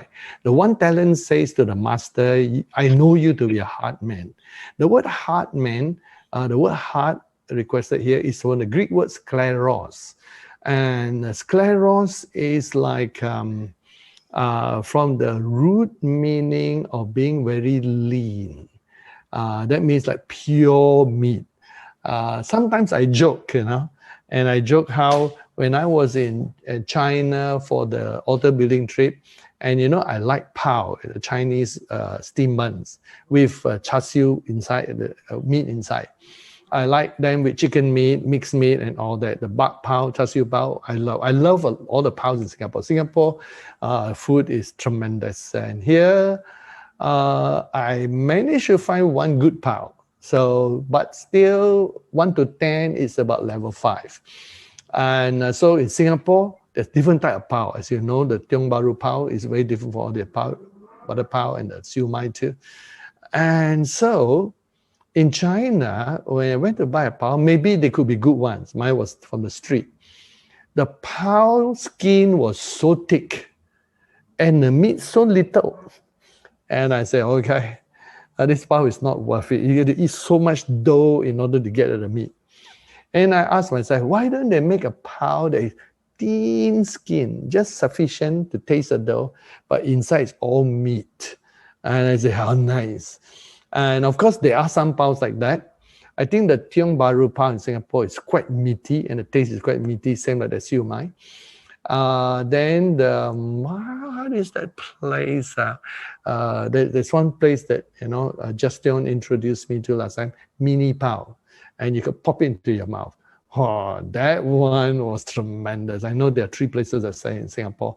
There are 3 branches, and so the same way. So the word lean here is talking about like chop off all the nonsense and just have the best stuff and the best of the best part. So that's what the skleros mean. And so actually the word hard could be translated as a word strict. He is a strict man. That means a no-nonsense man. And so he doesn't put up with nonsense. And he doesn't tolerate all those things. So this is quite a good man, but sometimes in life one need to be a bit relaxed. So you need a little bit of mixture. Like if you have a relationship, your relationship has to take a bit of idiosyncrasies. That means people's way of relaxing so that they can be more. If you're strict with everything, the relationship is always very tense. And so one needs to calm down and just relax, have a cup of coffee, a cup of tea, a cup of Milo together, whatever. And so the word here, in answer to the question, is the word strict.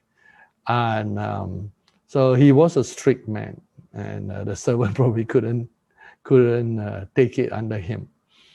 And another question, now I see that the plagues were extension of God's mercies to Pharaoh, as he could have changed his mind anytime. Yes, correct.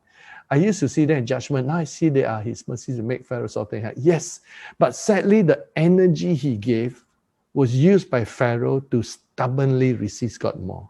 So we see much more clearer. And God is so wonderful and just. Some more questions coming up. Good morning. Wait, I cannot. I got to scroll down, and my scroller here, my mouse button is not so good. Okay. Good morning. In the case of hardened heart, are there any demons involved in convincing the person to resist repentance? Not in Pharaoh's case. When God increased certain of his presence, only the pure will of the person must choose. So God create a temporary bubble for the person to choose. After the person chooses, the person might suffer the demon. Then when God wants the person choice again, he gives the grace such that the person is not demonized. Demonized people, their free choice already gone. Now, after Pharaoh crossed the line, he can be as demonized as he wants, because by that time, he is equal to the devil, and that's when all the demons would take root. Otherwise, he got a chance to still obey. There are many rub doors of predestination that God has been repeating to me for over a decade. I can see that the reason I have not had more revelation is that I have not exercised my rub doors of free will. Yes, correct, my friend. To move in that direction. There's no reason for God to tell us more when we haven't fulfilled the past ones he told us about. Exactly. You got it right, Sigan. And so here's a question for Justin Morse. As God gives a revelation and the quantas of energy to fulfill predestination, if our free will, now don't forget, God also gives quantas of energy for the free will. The rub doors is for both sides. So he gives rub doors also for free will. If our free will is in a negative, then that puts us out of God's will, creating a negative rub doors in each axis. Correct. Now, if our rub doors is negative, God probably is not giving us rub doors in revelation. So the only thing is to come back. So once we get into at least a tiny flow of God then the balance of equation comes. See, when you're outside here, nothing. If there's any rhabdos, it will be from the devil. The devil revealed a false revelation and look like God, but not like God. Like, God, if you eat this, you'll be like God. But that's not true. When they actually eat it, they will be like the devil. The devil hide that from them. So it would be the devil's revelation. When you're outside God's will, it's the devil's revelation and your own free will. And to a certain stage, your free will will also be influenced and be under bondage. Until by the mercies of God, through prayers and through the work of the Holy Spirit, God turn you back to choose God. And then begins the story. And so negative axis got no, the negative rhabdos, if you can call it rhabdos, is from the evil one. God supplies 0 rhabdos to those who are outside. Am I correct to say that Pharaoh's constant negative free will caused multiple rhabdos to be formed on the negative axis of predestination? Yeah, you got it. Yeah, you got it, Justin. That's the correct reasoning. So in fact, negative free will will result in negative predestination. Yes, you can call it the devil's predestination or doing the devil's will. If it does, then a positive free will response will begin shifting you back into a positive. Yes, correct. You got it all right. Yeah, that's a good reasoning.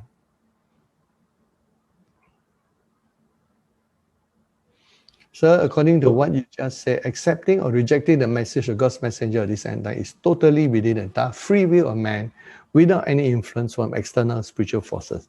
Yes. It's after they choose. Now, sometimes people already choose in the heart. And so they have to go through a situation where God knocked their heart to look at it carefully again. To share an example, negative thing in my own life, was when I was in the Baptist church in Johor Bahru, I heard about the Pentecostal movement. But I was already negatively turned against the charismatic move because of my denomination and my pastor, my leaders. And so I was only a youth at that time, and I would straight away talk negative story, the negative things about move from what I hear, not actually from what I actually experience and encounter. Because the enemy knows I'm a person who is very open to data. So he never allowed me to see the data or experience the data, but hear from people who are my close friends who claim to have seen such things and a negative thing about the charismatic move.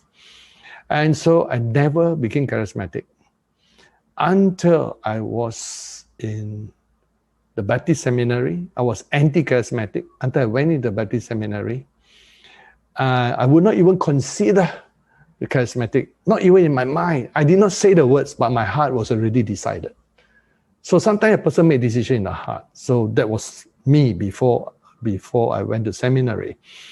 When I went to the seminary, God put across my path, maybe because God saw my hunger, 2 Baptist people.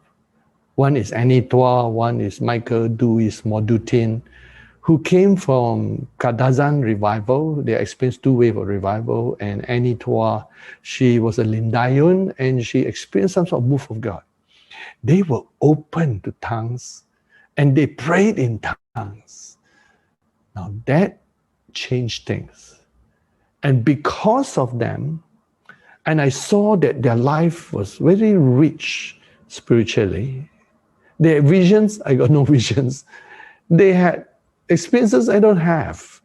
And they love the Lord, they love the Bible. I actually encountered them. And that made me hungry for God. And that made me open my heart.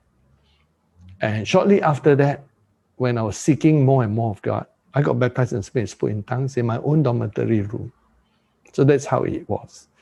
And so sometimes our heart needs to be open to external things. And it makes us more open. Like a person sometimes who never go to church, suddenly fall in love with a lovely Christian girl. Wow, because of that, he starts going to church. You never know. God used different circumstances. Although that would be a wrong motive. But God knows how to use ways to open our heart, to consider what He's bringing to us. And so I would say, yes, The answer, entire free will. After our choice, then we suffer our choices, whether good or bad. So making a choice in one's heart, is it the same as exercising the will of the human spirit? Yes. The choice in the heart is the will of the spirit. Very discerning there. Thank you for that question. Sigun asks, as soon as Judas took the bread, Satan entered. Yeah, that was his last chance. So Jesus told him, what you're about to do, do quickly. The above was speaking to Judas before he went out to betray Christ. How can he explain Jesus' statement in light of today's message?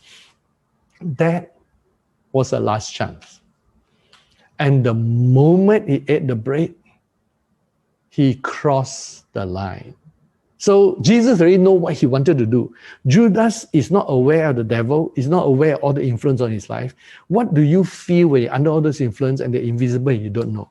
You just, like the decision you want to make already made, already planned, already secure. He already arranged with the Pharisees to betray Jesus. He intended to betray Jesus. Thinking, plan, thinking, plan. Jesus knows all those things. And then by the time, for whatever justified reasons he's trying to reason within his own life, everyone justifies. You know why? Even the most evil person will justify. So please, if you don't want to be the elect, to be deceived, understand this. A good reason is not good enough. You must go to the source of the person. Go to the very inner beings of a person. Go to the very biblical basis of why a person do something. Because everyone justifies, good or bad. And we need justification because I need to know why I believe in certain things. So we need to rationalize, examine the Bible to make it more stronger. But the evil is doing that all the time. Evil justifies themselves. The devil will probably argue. He wants man to progress further into that. That's why he tried to get a shortcut to make things happen faster. So they give man the power of words, writing, invention before man was ready. And one of the interesting good movies that I had a chance to watch it slowly through was like Babylon 5. In Babylon 5, besides Star Trek, they were like, although they part of it don't really believe God, but in the principle, they were like two groups of ancient beings. One was the shadows and the other was the Warlords. And before that, there were other beings. But they were manipulating the whole universe. And they got two different methodology. One was to go through the area of like for us, like righteousness, peace, teaching them to do good. The other was to encourage war, because by war, the civilization move faster, which is true in a sense. Like because of war and rivalry, human being progressed the airplane from the Wright brothers just a few minutes in the air to rockets to the moon and to other solar system. Because of war, and especially the Second World War and the First World War, inventions rapid. Because if we lose, we die. So we invent. And airplanes and all that we invented. In fact, in the Korean War, after the Second World War, suddenly US found that the Russians have got jet airplanes now and fighter plane. So they quickly had to create a fighter plane to equal, because theirs was now slower. And with the rivalry of Russia against USA, everyone will go to space as fast as possible. Rivalry. So there was one group like that and one group like that. And in the end, the end of the story is both groups were told by the young group, which is like a human being, all that, get out of the universe, we will do our own thing. Don't want to fight your war. You're causing us to fight the war. So that's the basis of the whole story of the Babylon 5 thing. But because I enjoy sci-fi movie and all those things. But in the end, Satan, he would justify. So Judas Iscariot, 100% before he betrayed Jesus, he would justify. There would be certain reason. So he still doesn't know it's wrong. And one of my professors told me, he probably think that by pushing Jesus, then maybe he believed in Jesus, that when Jesus is in a situation, Jesus will manifest faster because he only see the kingdom. See, if Jesus is to be king of the kingdom, king of Israel, by pushing him there, he should not die. He should really, his soldiers will all come, or suddenly show his power. And so when suddenly it didn't happen, Jesus was crucified, he regret and say, where's the kingdom? Then he's not the one. And then he recognized he's innocent. Say, he betrayed innocent person. He didn't deserve to die. So my professor was trying to explain why Judas went through those things in seminary. Not bad a theory. And so when Jesus said, whatever you do quickly, it's like Jesus saying, that whatever choice he has left, he can still choose. Like he chooses to go, he chooses to go. And so it's in that context that it's the same, like, let me give another Bible example, like Daniel chapter 7. When God gave authority to the Antichrist, the little horn, to dominate the saint for a times and half a time, which is 3.5 years. So you ask, why did God let him have the authority over the saint? Because God knew the saints will not just survive, they will prevail and cannot be stopped. So because God is so confident the saints can take it, so the Ancient of Days tell the Antichrist, the little horn, yeah, punch him? Go ahead, punch him, because I know he can take it. So for 3.5 years, he allowed that. And he said, wow, why did God allow? So Judas has become like Satan. What you want to do? Do. Because Jesus knows, cannot stop him now. And so that's the context. That's why as far as I can see from today's point of view, that Judas crossed the line. And you know what God wanted the enemy to do? Okay, instead of you taking 1,000 years, I squeeze you 3 years, what you want to do?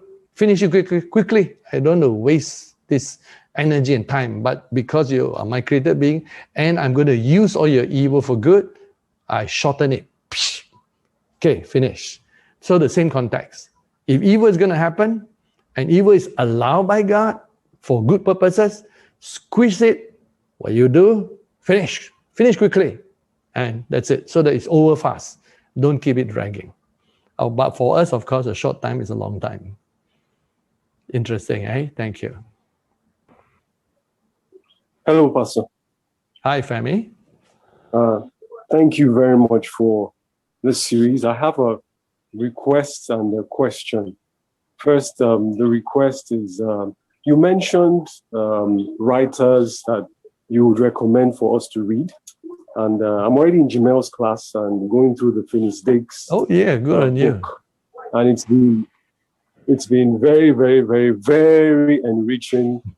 Made me study my Bible more than I ever imagined. And things I presumed have been challenged, so that I had to really make sure I understood the things I thought I did. So my request, is it possible to get a list of those writers or books that could strengthen our theology? Because the richness from which you speak, it would be nice to go through materials that can also give us sort of the background information and theological terms and so on and so forth. And I believe it will also enrich everyone. So the request is if you could give us a list of those books. You mentioned some of them, like Watchman Nee, but if there could be a formal list, it would be really, really helpful, sir. Then my question, in going through the series, you've helped answer many. I have a book where I write things that I'm unsure of as I study the Bible. And one of the things that used to come up sometimes is the sense of fairness in different situations. And by going through this series, it's made many things clear. And so last week I was going through many of those stories that seemed unfair. And Saul and David were one of those stories. And something that kept coming up as I looked through, I remember the children of Israel, God told them to wipe out everybody in Canaan. They entered his permissive will with the Gibeonites and with some other people. And if you look at the story from that point, it was as those were the people that tripped them and made them fall into more sin. And then when Saul came along, the nation, against the will of God, asked for a king. And when Samuel was, when he told them, let's go back and I think Gilgal to renew the kingdom, he actually showed them, he said they were a wicked nation, they had done great wickedness. Then he made a statement. He said, because the people told him, okay, we want to reverse our decision and not have a king. Then Samuel said, no, you've made a choice.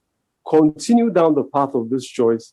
Only make sure you turn all the way to God. And I thought that emphasized what you've been teaching us, that our will should always turn towards God in loving God. So even though they've made a mistake, they should still turn and follow God.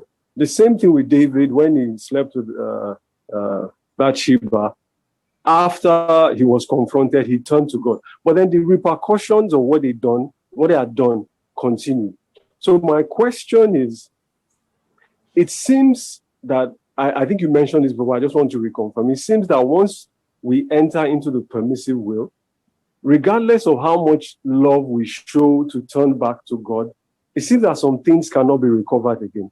Like Israel was never able to completely take over the land after God gave judgments in Judges that they refused to chase out everyone. No matter what they did, some of those tribes still remained.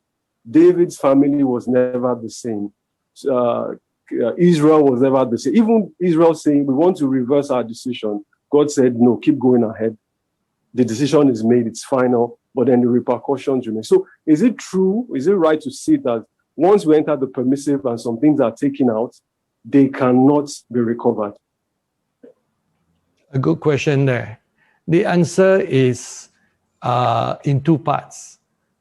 Depends on what level of the permissive will. There is a certain level of the permissive, and the reason why I didn't draw a line or measure that is because I myself do not know where the measurement is. That's why I left a big round circle and the other circle. I should have inside the permissive will have one line there, but I'm not sure where the line is, but I know the line exists, where there is a level of permissive will where when you turn back, the consequences are disappear.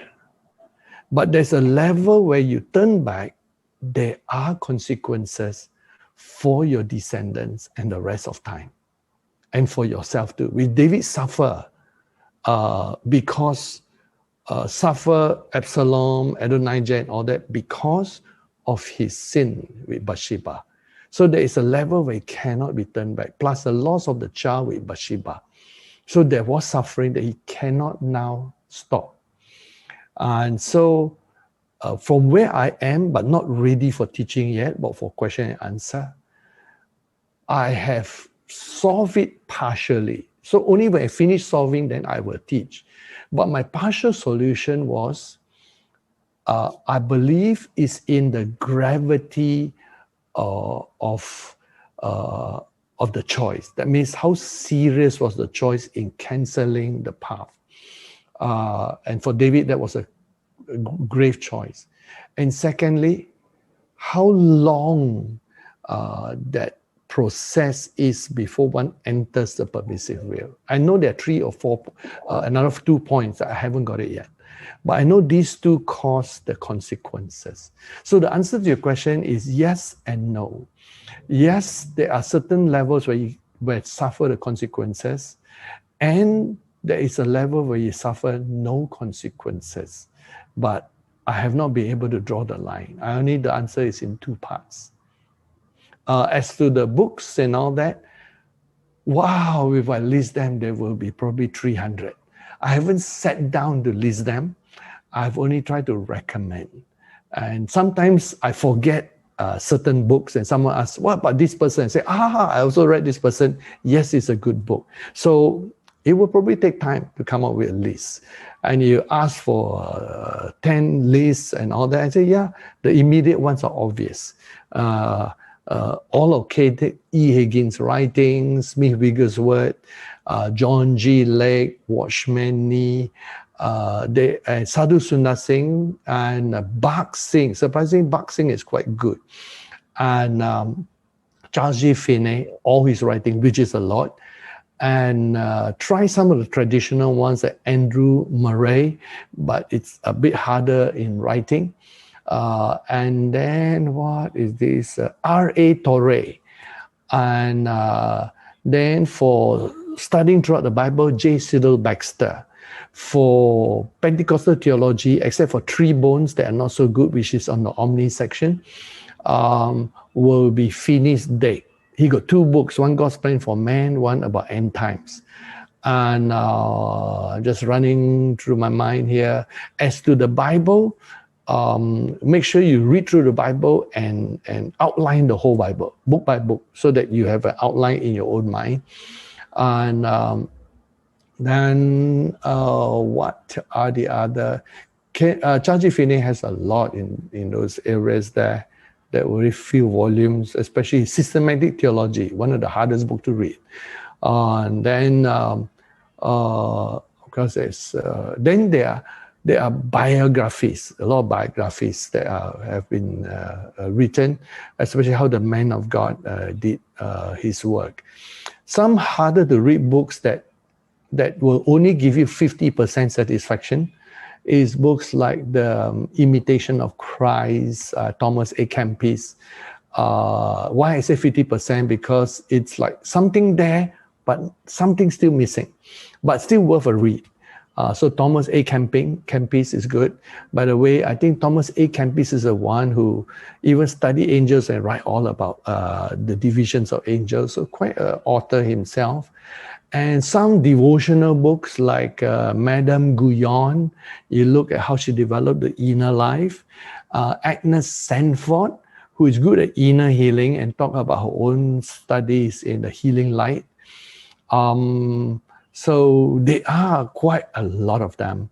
And as far as some Asian, I'm trying to think about Asian and other authors, they are, but their name just slips my mind. Just to study through, read through all or some of this book might take you 6 months to a year of one of them. And so this is quite a lot. Praise the Lord. So I try to come up with a list, but I have to sit down and slowly think through. Thank you for that. Thank you very much, Pastor. Thank you.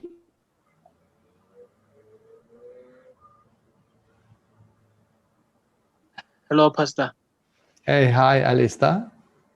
Yeah, thank you so much for today's message. I just wanted to ask, since before we came to the earth, we existed before, and which means also like Adam existed before, and because the Bible talks about being created or made before the foundation of the earth. So my question is, how come then?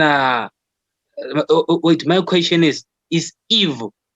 It seems like Eve was not the original plan of God. So, like, what about Eve and other women? Does that mean them before the foundation of the earth, they were not living? They only came during the time of Eve. You're asking about Eve, is it?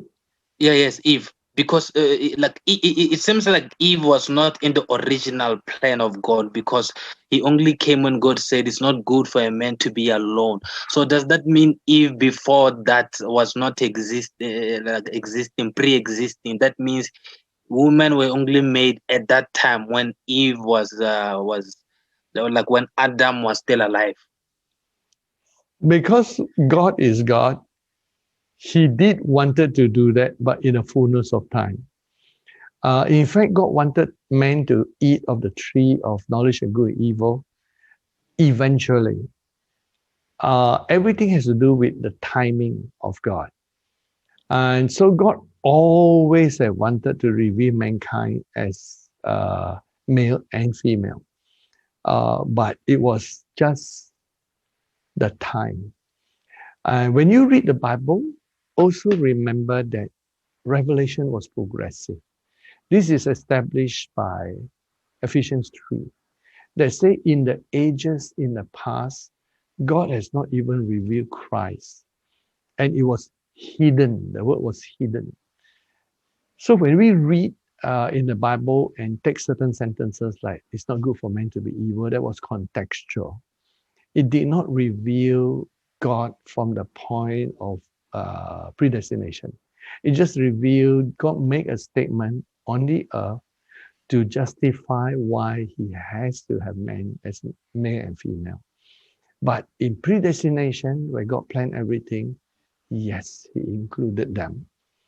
And it was in spirit form. So the question that will come out of this question will be, was that being present in the spirit world as a neither male nor female being, and then came to earth, became male and female? I would say it's something like that. And so there was predestination in that. And then there was all the other spirits. So Adam and Eve were special because they were like the first choice to come down here to create mankind.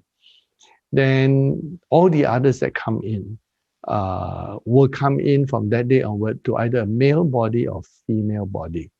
So there was a difference, even in the predestination. But good question, thank you.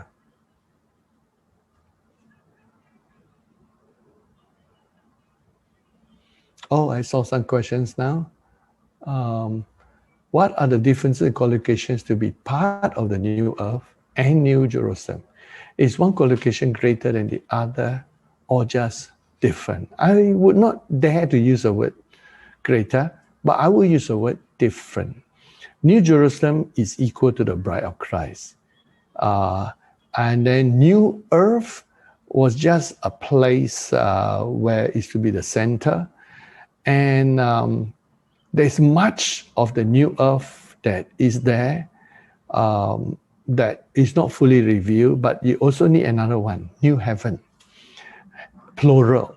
The word new heavens, plural, is an interesting thing because plural means many, many plural sections.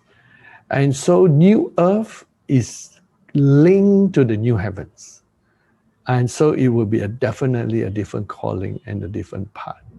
The qualification to be part of the body of Christ, 100% full surrender to Christ. What are the qualifications to be part of the heart of Christ? What about the center of the heart, even the center of the center? It would be your desires while within the body of Christ, or the overcomers. That means this is the body of Christ. Within the body of Christ, there are also different levels. So you continue to grow within the different levels, then God was, as long as you're on earth, things still can change. So one can grow within the levels, barring predestination, which is the capacity that God has given. So that's within the body of Christ, one still can excel and still grow. Remember the race that Paul talks about in Hebrews 12, verse 1 and 2? The race is only the race that can be run by those already in Christ, not those outside of Christ. Here's another question. Pastor, earlier you said the magician could not duplicate the plague lies. Yes, even they gave up because the devil does not have control over life. Or not the devil have, I didn't say control, but create life. So the devil, using his power, control those who give him control. Does that mean that the rods the magician turned to snakes had to have some life in them still, or were not entirely dry or dead in order to be manipulated? Yes, something like that, in which it's either, you can say, a snake that could be imaged as a rod, or in some way in which it gets suspended animation, or it is an illusion kind of way. They had to be real snake because they were eaten by Moses' snake. So the illusion is in that it can transport, the stick can transport and assign snake somewhere into that place. And it takes a certain kind of magic. Like for example, in Revelation, there were beings with lion head and serpent tail that cannot be killed. Those were manipulated by DNA by Azrael, Samyaza, who manipulate DNA and combine different beings together to create that. So I believe that the magician used or found something left over and were able to take certain life form. Or the second is illusion. The third is a certain type of life forms, microscopic, that can change to move in a snake-like way. And so they must have some access to those areas. So good question. I haven't really analyzed how the enemy did it, but I'll take time to think about that. But that's an interesting question that is there. Yeah. And Pastor, how does predestination explain people who come as twins? Oh, a lot of people come in groups. In fact, those who are born in the same family usually come from the same group. Those of us who come together to do the work together, like +3, +4, 12 and all that, they don't know, but they actually know each other. And so they were trained specially for the task. And so some of them choose to be born together. And it was part of their training and part of their desire to be closely together, so God allowed that. But they are two different spirits, but they acquire similar characteristics in the natural.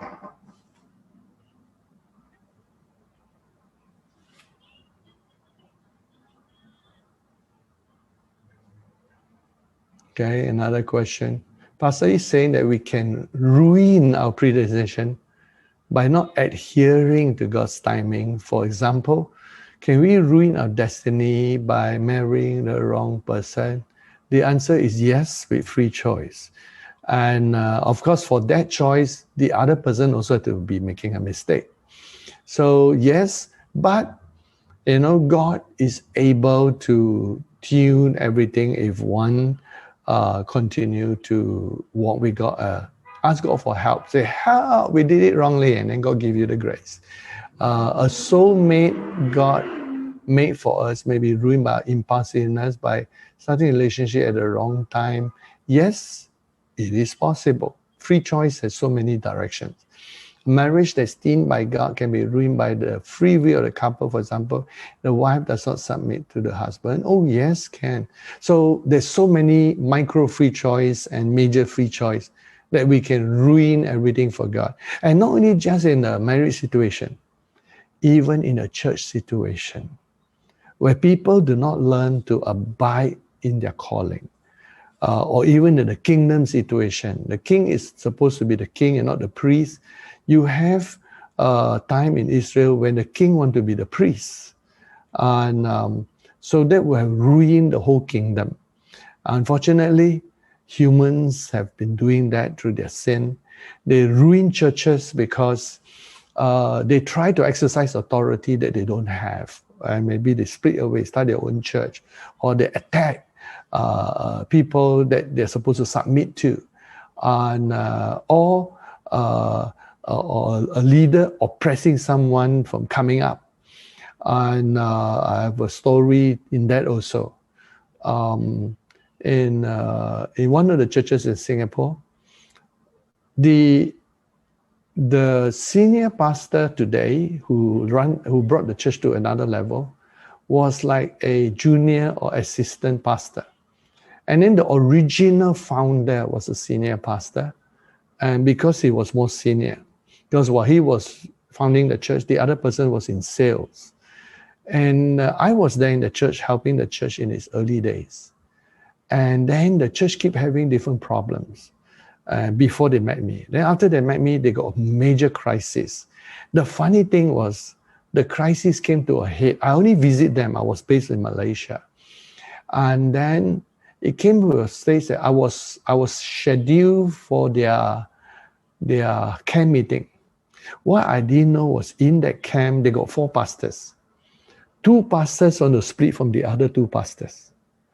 And they were going to make the decision in the camp time. So you can imagine how much politicking was going on. So when I found that out, because all of them look up to me. So when you got that kind of influence authority, you can use it for good. So in the end, what I say, okay, leave the sheep alone. I wanted them to meet together and talk to me. They don't want. That was how bad it was. So I meet with these 2 and I met with the other 2. Then in the end, I said, look, let's not strive. I got all 4 to agree that at the end of the camp, those who want to follow the other 2, like I said, I named them 1, 2, 3, 4. Those who want to follow 3 and 4, we will pray for them and send them out. Then those who want to remain, we will bless them also. So I wanted a peaceful resolution. I found that I could not keep them together. They themselves want to split. Then number 2 came to me and said, there is this situation. I think it's because number 1 don't have the pulpit and ability to lead from the pulpit, and his ability to preach is lesser than number 2. So number 2 came to me and said that. So he said, there will be more problem. And I said, I agree with you. So I brought number 1 and 2 together. I said, look, I talked to number 1 privately. I said, look, part of the problem is the people cannot respect your power of pulpit. And so he admit he cannot preach as well. And so he don't have the charisma or that. Later we know the charisma is actually calling. So we said, we did a very good thing. We said, look, everyone's salary is the same.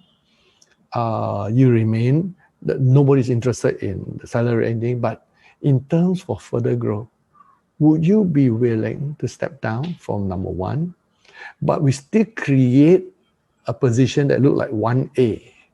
So we call you, what did we call him? Instead of senior pastor, we call him administrative pastor or something, still quite high. And the other person, then we call the senior pastor. So we get 2 parallel positions so that he don't lose face. And he was humble, he agreed.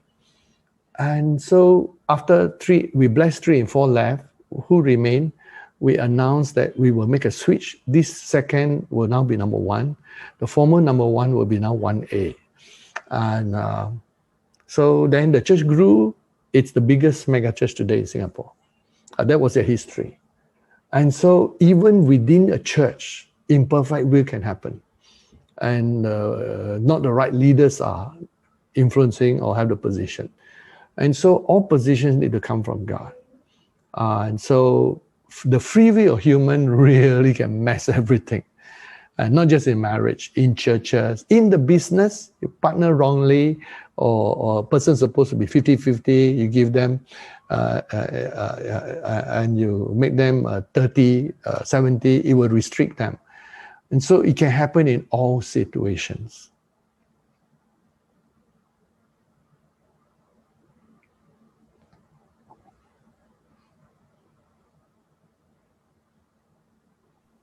Praise the Lord. Sun is setting.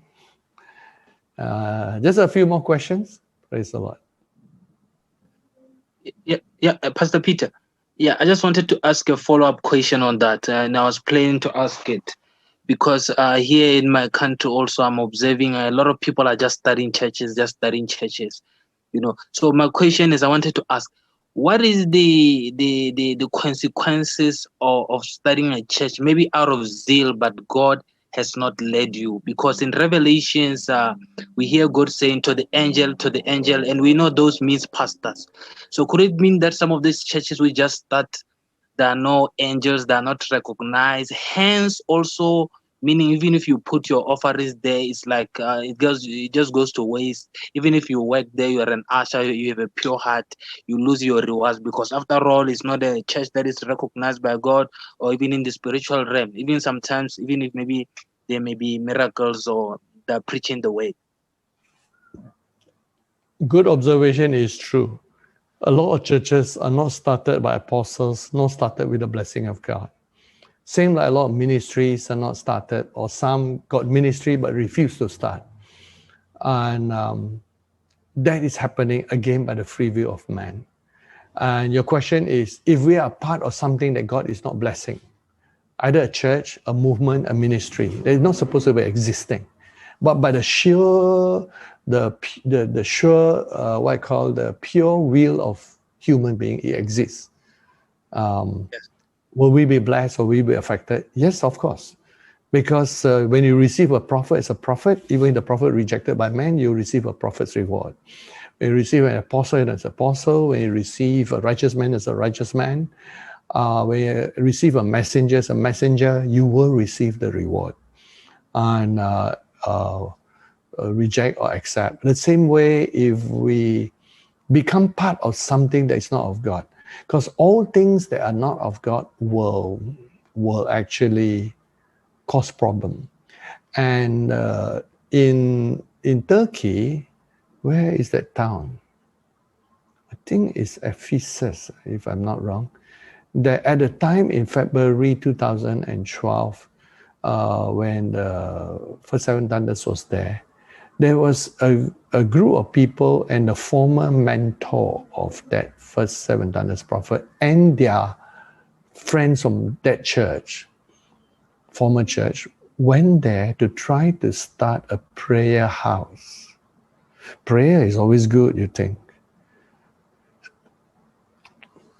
But the angel told us their work will cause problems. It will cause problems to an existing church that is already there, ordained of God. The angel didn't specify what problem, but I could see that because they don't know how to present Christianity, they will offend some people against Christianity and make the life of the pastor more difficult. So yes, indeed, something started by man out of their own zeal and will cause problem for those who are in the perfect will of God. It does happen. And there is no blessing. In fact, in the long run, there might be a judgment for making that pastor's life more difficult.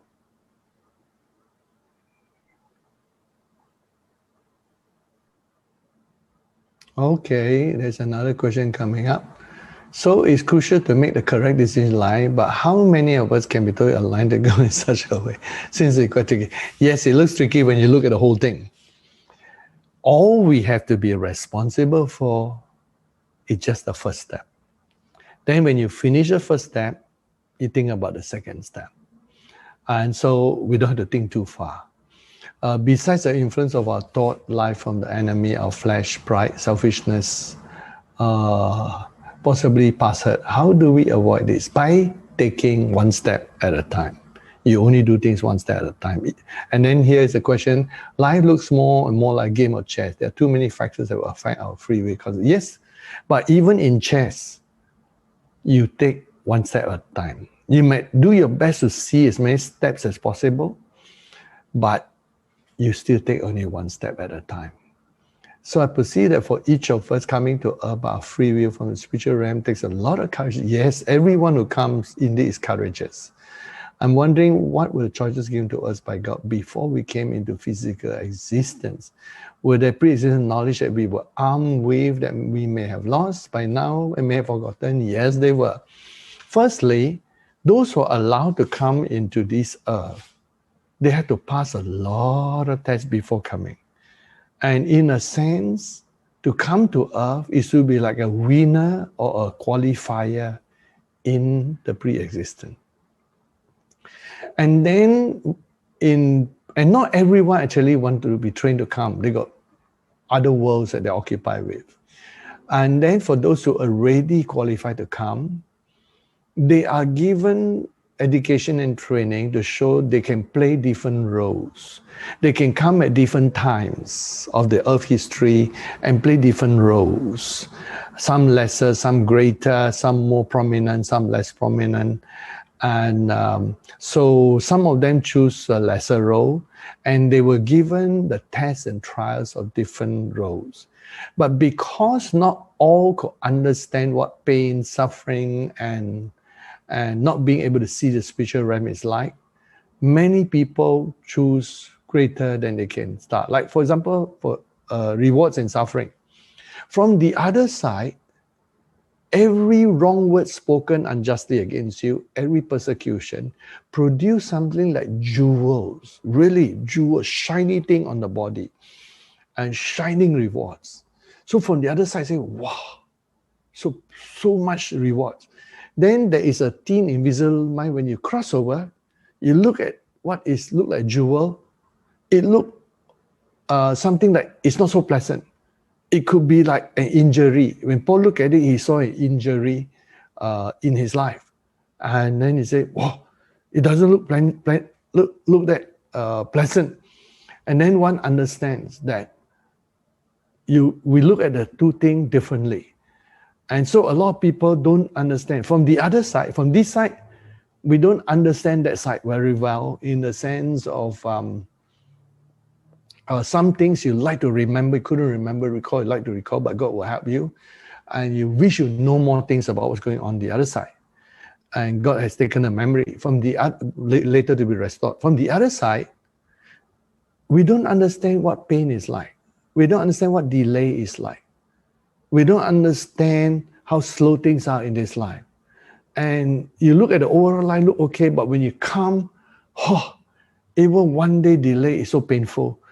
And then some people, wonder whether they chose this life. Yes, they did, because things just look different. And so the blessing is that the more closer you walk with God, the more God will reveal both worlds to you, both the pre-existent and the present world.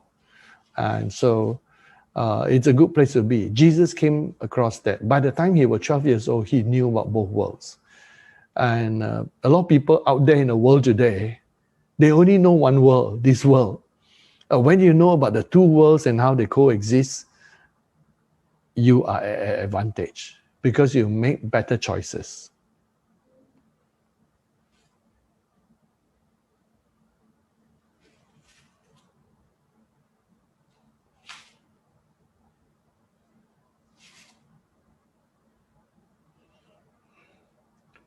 It got told one that he's like Daniel. Does that mean he has to be single all my life like him? Or are they still called to be single? Yes, can God still agree and let them marry the desire and ask? It depends on the calling. God can say you're like a Daniel because of certain aspects of Daniel's ability, capacity. But sometimes God also use that to tell a person that means the same price that you have to pay. And so our understanding of that call changes. When I was a young person in the Lord, as a teenager, I thought a single life is good. I could free do everything. And when I came to Jesus, I say, oh yeah, yes, don't be bothered by anything. Just serve God like Jesus. But as you grow, you begin to understand the balance of life and different things. And you realize, okay, the choices we make when we were a teenager, the choices you make when you're a young man, choices you make when you're middle age, and all these choices grow as you grow in wisdom and knowledge. But there is still the call of God. The 144,000, 100% has to be single. And today, like Jesus say, some make eunuchs and some give themselves as eunuchs unto God for the kingdom of God's sake. So there are all kinds of calling. Paul in his life was single. He was single. And I think his life, if you read 2 Corinthians 11, his life is so hard to have any marriage and children. It's really tough. And that's where, we really thank Paul, in Christ Jesus and salute him. He really did his part. In the end time, because God wants to bring forth the fullness of certain revelation, there is a certain thing about the fullness of male, the fullness of female that needs to be revealed. And so, different revelation for different time. Praise the Lord. Any last questions before we close in prayer? Pastor, how was God able to choose Solomon to become king after David, since Solomon was the offspring of David and Bathsheba? Yeah, we did, consider that question. And the spirit of Solomon, these are three choices. Number one, if David was never to go with Bathsheba, we only use if because we don't know, we are speculating, then Solomon would have come from a different marriage. And I know this because there are at least 5 possible combinations of DNA that are suitable for a person before they come down. That means for every one of us and the family that you were born in, you probably get 4 other choices that you did not choose. But you chose to be born in the family that you're in right now. So you could have looked differently, but have the same general temperance and strengths and weakness, because there were 4 other possibilities that you did not choose. And so Solomon was the same position. That's number one.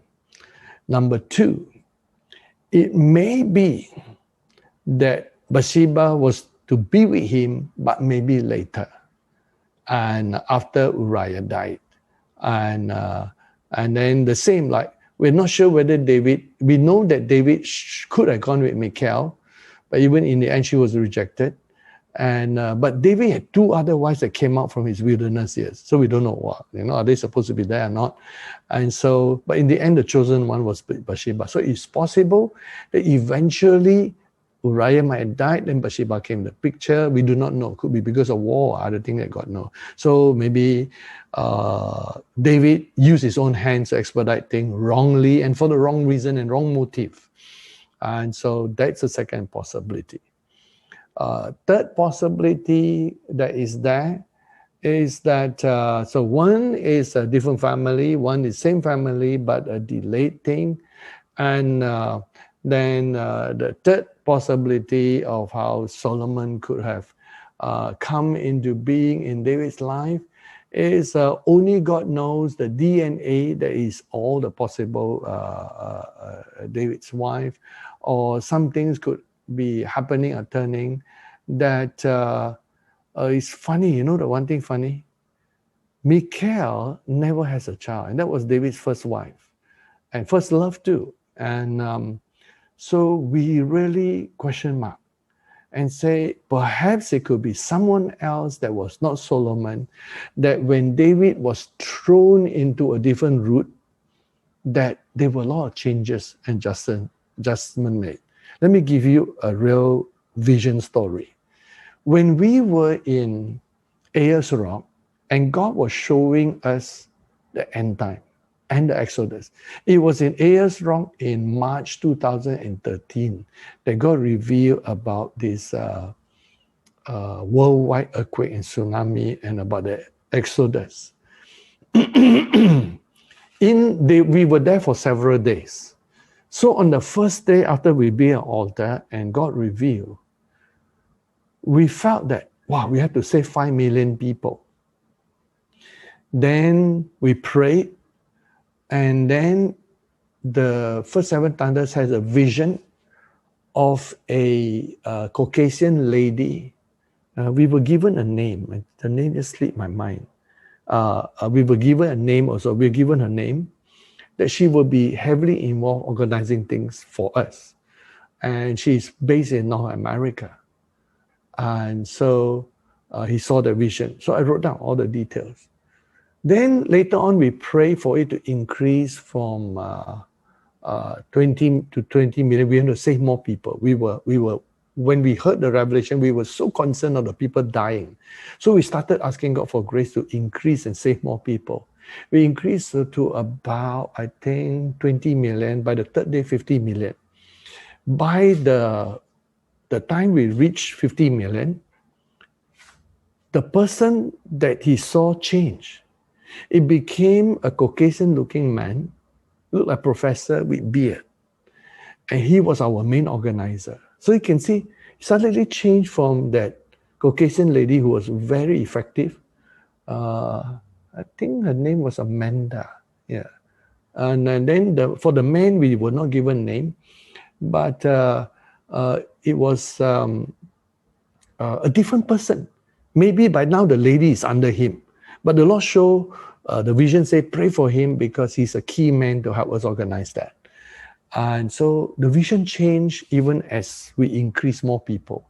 Maybe Amanda was capable for 5 million. At 50 million, God has to use another person.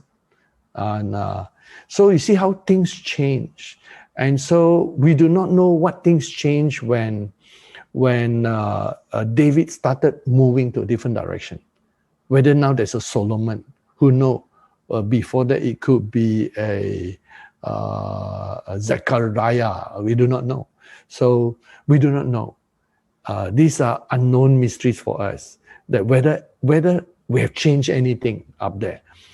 And so that's the third thing. The third is harder to explain, but these are the three choices to try to understand that mystery. Yeah. Alista say you had the testimony based on Friday service. Okay, we'll let you share a little bit. You got to succeed it so that. Yeah. Okay, thank you, Pastor. I want to say on Friday, after your message, when I woke up yesterday, when I was meditating, I came across a verse in 1 John 2, which says, love not the world, neither the things in the world. If anyone love the world, the love of the Father is not in him. It's like it was highlighted to me. And then I finished off my meditation. When I went during the day, another verse came to me in I think it's 1 or 2 Corinthians, which talks about the spirit of the world and the spirit of God, how that God has not given us the spirit of the world, but the spirit who's of God, that we may freely know the things of God. And as I kept looking at it, I saw that, the spirit of the world, like world, because you talked about worldliness. And then lastly, God also took me to, I went to James later on, where he talks about how that friendship with the world is, it's like being an enemy of God. And I'm trying to say this because that was for me the point that came out. Always when I've read Romans 1, 2, 3, a lot of times I've heard it being preached, but the emphasis was on the body, and the emphasis was also on the renewal of the mind. So when you brought that point, I was like, wow, because the issue is worldliness. I realize is not always sin, even though it can include sin, because worldliness, it works with the flesh, it works with this present evil age, and it also works with selfishness, which can cause it. But worldliness itself is not always sin. So because of that, some Christians, even me included, you find that maybe you could be going to church, you're going to church, you love God, and you are not doing anything sinful. You are not into fornication. You are paying your tithe, and you think everything is good. But on Friday, you show that you can just miss God's will just because of worldliness. And for me, that really came back. And as I was even pondering on these three scriptures, God was beginning to show me that the answer, it is in the cross, which is what you always talked about, because Jesus, he freed us on the cross. So when we have to like die to ourselves. And it makes sense why, because I started praying for God's will for my life years ago. I think this is 2013 when I realized that I will be going to varsity, and I wanted to make sure. But I always wondered, God, why are you not speaking to me? But now as I look back and on your message on Friday, I realized that I had not really died to the world, to selfish ambition. I was still full of my own ambitions, yet I wanted God to reveal my purpose for me. So thank you so much. That was just my testimony based on your Friday sermon. Yes, that's true. Thanks for sharing. One last question here. Sarah asks, is it true that God allows us to repeat certain trials because we have not learned from the mistake or experience? So she gives some examples like religions like Buddhism say that you cannot be upgraded spiritually until you pass a test. Well, no, I wouldn't use the same terms as other religions. Example, some people fail in relationship, marriage, career, business, other things. So the main question was that, does God allow us to repeat the trial because we haven't learned from the mistake experience? The answer is yes. We go round and round the wilderness until we learn what we need to learn before we can go further or progress. Yeah. So someone often sees as walking high up on the air preaching gospel. Does it mean a vision of walking high in the air is talking about traveling around the world? And so that is just a world vision, and that the Holy Spirit will carry you. Praise God. We give thanks to God for all that He is. The sun is actually setting right now, and it's turning. It's actually turning orangey. And so let's give thanks to God before it gets dark here in Queensland. Pastor, Yes. hi, Pastor. This is Elijah here. Hi, Elijah. Good. Yeah. Let me say, your good evening, right? Yes. Actually, I think we are good morning because it's 3:26 a.m. Good Yeah. early morning. Yeah. So, Pastor, I just wanted to based on Sarah's question, I just needs a bit of clarification. I don't believe in reincarnation, but I know that based on the Definitely question, not. No reincarnation. somebody might take it as reincarnation is also possible because God is giving us second chances.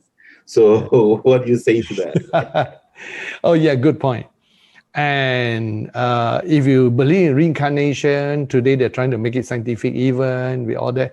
Those are just memories that can be easily taken for any person, transferred to another, either through resonance and also by demons to fabricate a false doctrine. If you're affected by that, remember the book of Hebrews that say it's appointed for a man to die once, and after that comes a judgment. So there is none.